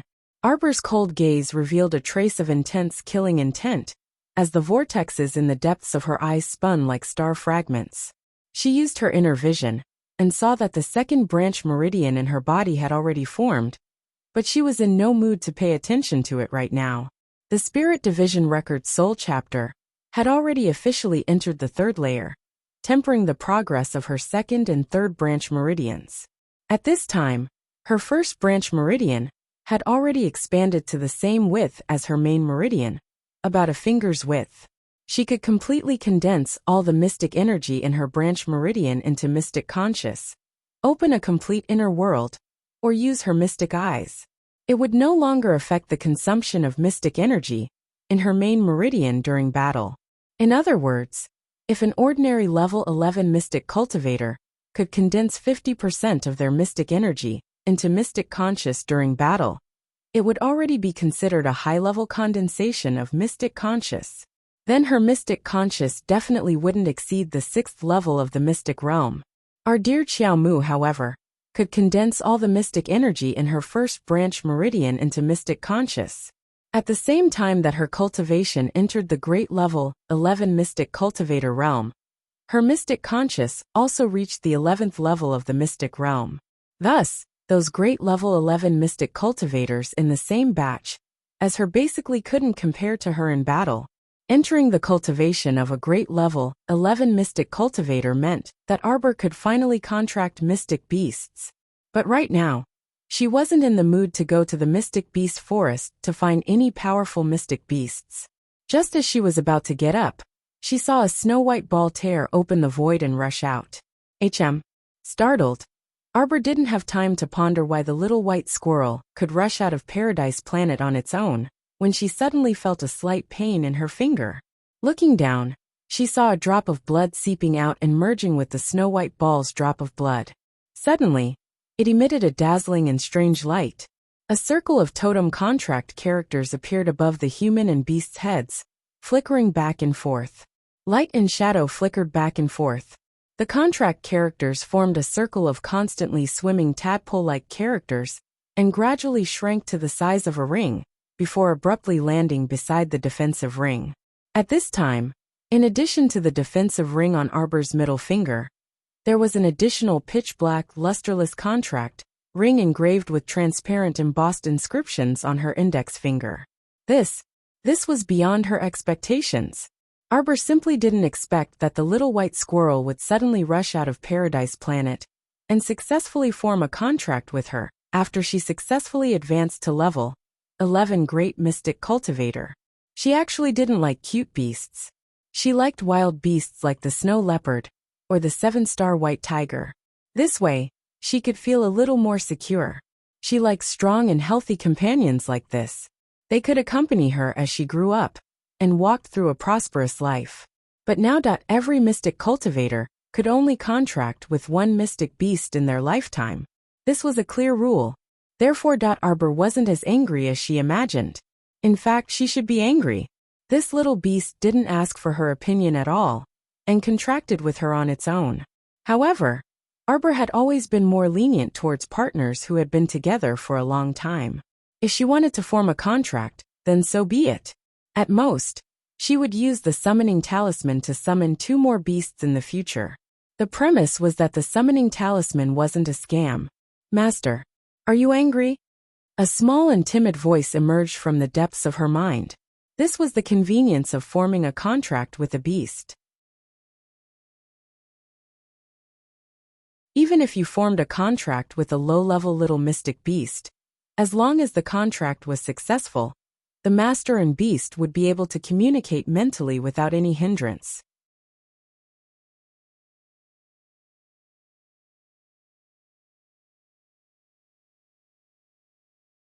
Chapter 458. Shouldn't I be angry? Arbor's voice was cold as she replied. The small voice was almost about to cry. "I am sorry, Master. I want to accompany Master forever. I will work hard to recover Master. I will become very tired." Finally, the timid voice became weaker and weaker, as if it didn't have much confidence in itself. Arbor waved her hand at the little white squirrel curled up by her feet. The little guy's bean-like eyes suddenly lit up, and with a whoosh, it jumped into her arms. Little Furry's face was filled with happiness as it rolled around in her arms. "Actually, I'm not that strong either." Arbor stroked the little white squirrel's fur in a rare moment of attentiveness, her voice indifferent as she said, "If I were strong enough, perhaps she wouldn't have fallen into today's passive situation." She stood up, and her footsteps suddenly stopped. Her mystic sense naturally condensed in front of her eyes, turning into 2 invisible palms that pushed open the door to her inner world. She saw that her inner world, which was about 15 cubic meters in size, had expanded by more than 10 times. The originally 3-story golden mountain of jewels had now revealed its original appearance. It turned out that it had only revealed the tip of the iceberg at the beginning. Now, this golden mountain of jewels was so tall that one couldn't see the end of it.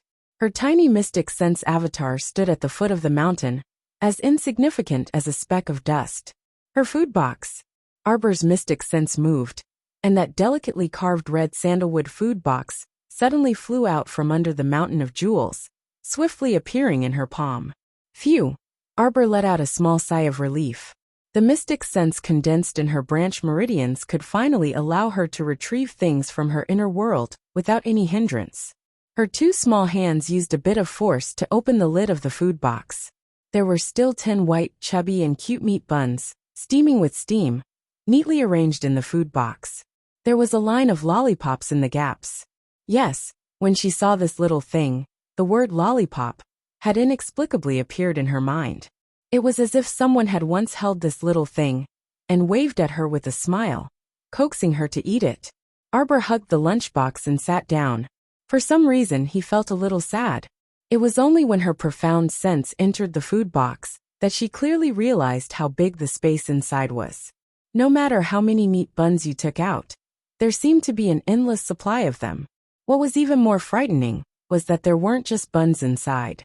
She used her mystic sense to casually flip through the contents and took out several plates of soup and vegetables with different flavors. It looked like a very powerful lunchbox. It seemed that all the food in the restaurants around the world had been swept clean by it. She felt that as long as she hugged this lunchbox, even if she had never gotten anything in her life, she would not die of hunger or thirst. Master! Little Chocho's timid voice brought her back from her silence and daze. Arbor subconsciously reached out to touch his cold little face. He took out a spoon, drank a few mouthfuls of soup, and ate a few spoonfuls of rice. His eyes were a little red. Chirp chirp. Arbor hugged the little thing and muttered to herself. I seem to have forgotten something very, very important. I can't remember it no matter how hard I try. Master, don't worry. Slowly, you'll remember. The little white squirrel rubbed against her chest. I hope so. Arbor put down the spoon.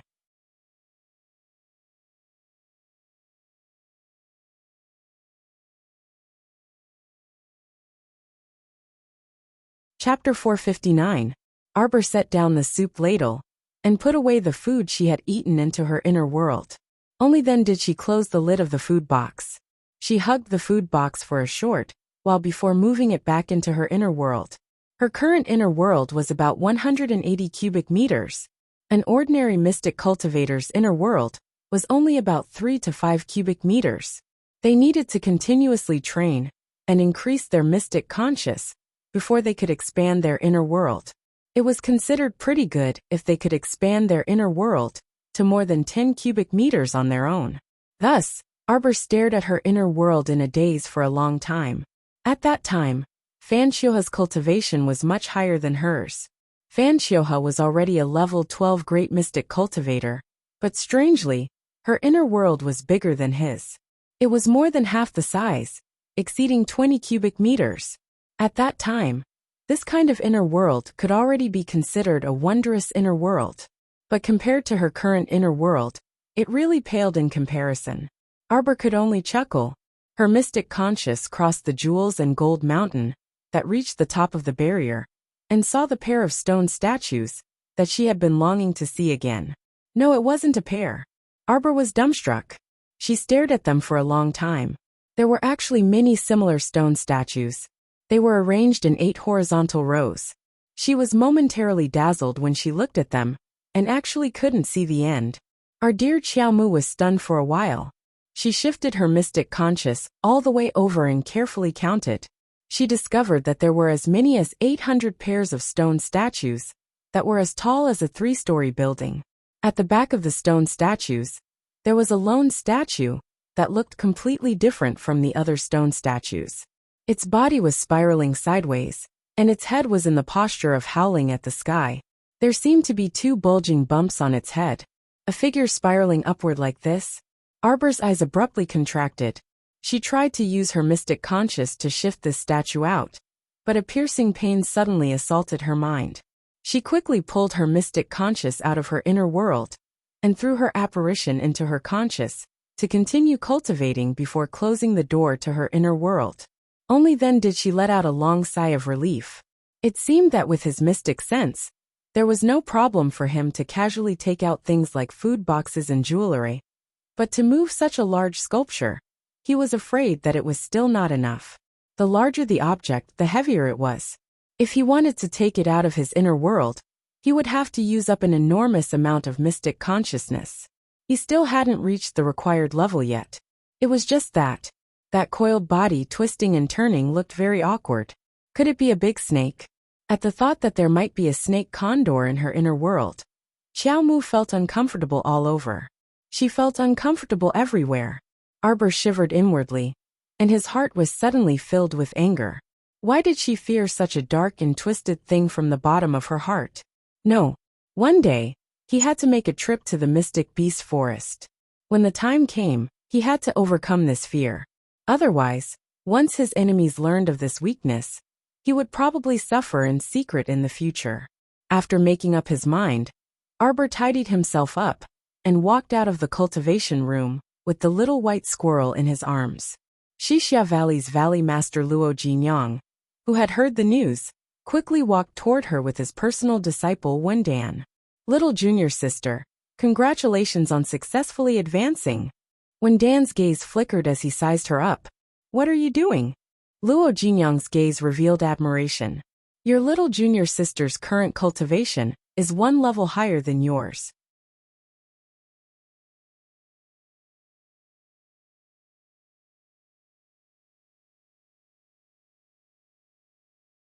You naturally can't see through her cultivation.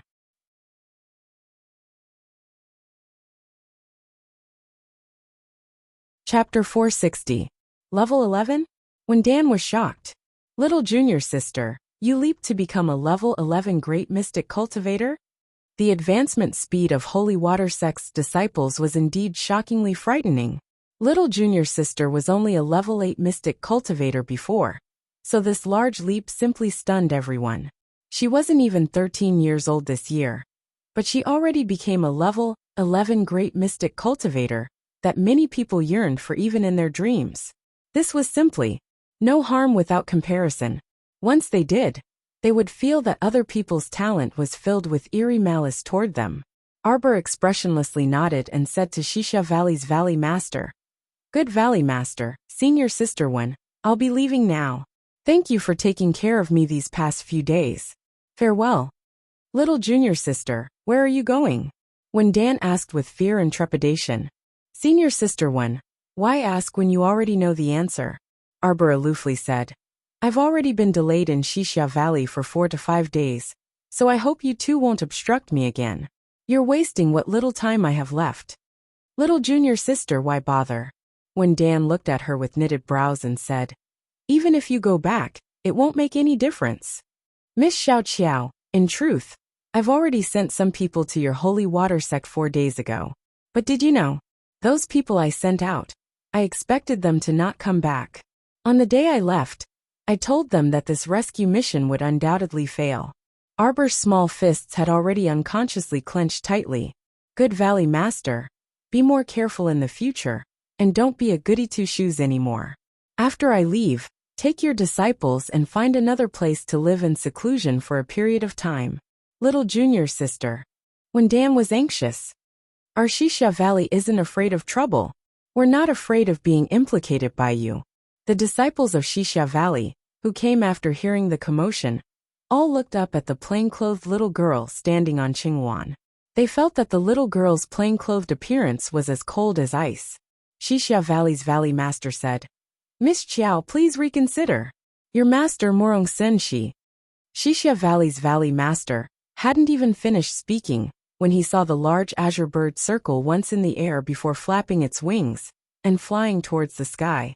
Arbor stood steadily on Blue Luan's back, his belt fluttering as he reached out and cupped his fist slightly towards everyone expressionlessly.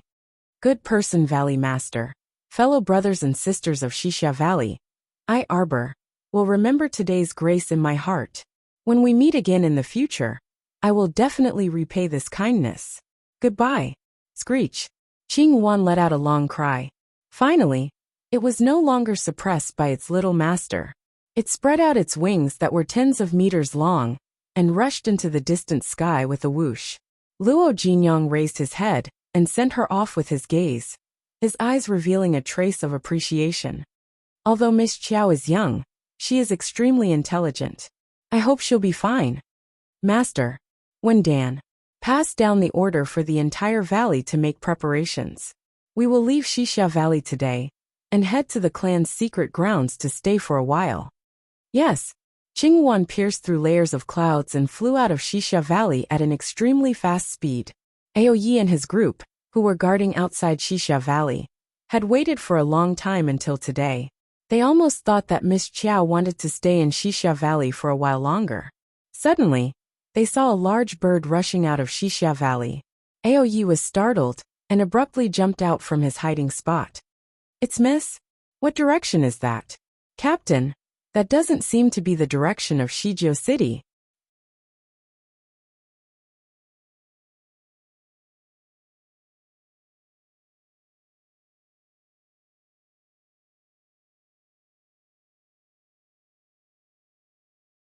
Chapter 462.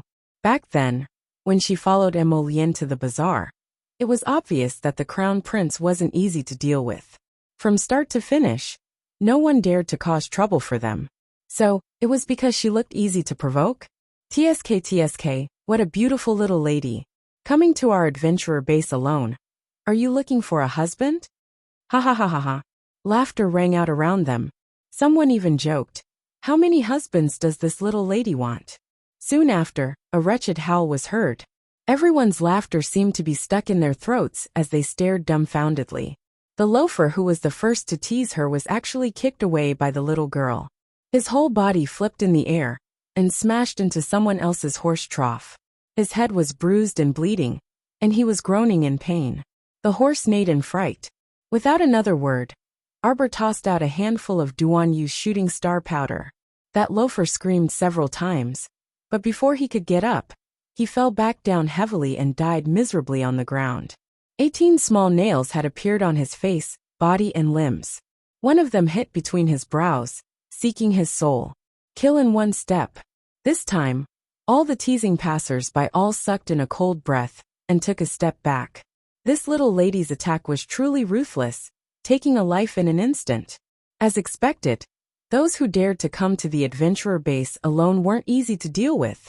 The men who had just teased that loafer and asked Arbor how many husbands she wanted quickly shrunk their necks and left dejectedly. Boss Ma was also trembling with fear as he looked at the little girl in front of him, whose face was covered with frost and whose body was emitting a chill that came from the depths of her bones. Arbor tossed him a mid-grade magnetite. "Pick out the best horse for me. It's going to be a long journey." Yes. How could this little great aunt be trifled with? Boss Ma naturally didn't dare to cheat her, so he quickly picked out the sturdiest horse and handed it to Arbor. Arbor mounted the horse. She had barely taken 2 steps with a flick of her wrist when 5 to 6 local ruffians holding clubs noisily came over from the road ahead. "Who is it? Which little bitch killed my brother? Come out immediately." Boss Ma quickly hid behind the stable and peeked, shaking his head and sighing in his heart. These local tyrants had been in the adventurers' base for a long time. They had formed a small gang and often extorted ordinary merchants. However, today they had probably kicked an iron plate. The little grandaunt's eyes flashed with anger. Suddenly, a jet-black feral appeared in front of her eyes and leaped forward. "Those who block the way will die." Xiaomu swatted her feral down, immediately smacking the head of the local thug into his neck. When the remaining 4 or 5 little ruffians saw this, they were so scared that they peed in their pants. Their legs trembled, and they knelt down on the ground with soft knees. "Great aunt, please spare us, great aunt, please spare us." Arbor straddled his horse and held a feral in his hand. His body was full of killing intent as his eyes swept across both sides of the road.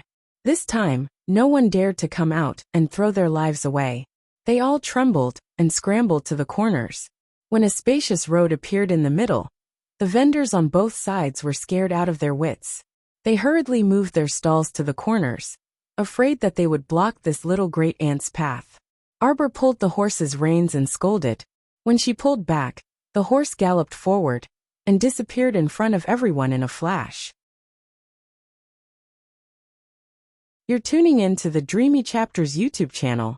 We're so grateful for your support, and don't forget to subscribe to join us on this incredible journey through captivating stories. Your generosity through donations truly makes a world of difference, as it's the primary source of revenue that allows me to expand and enhance this channel for you. Thank you from the bottom of my heart for being a part of this adventure.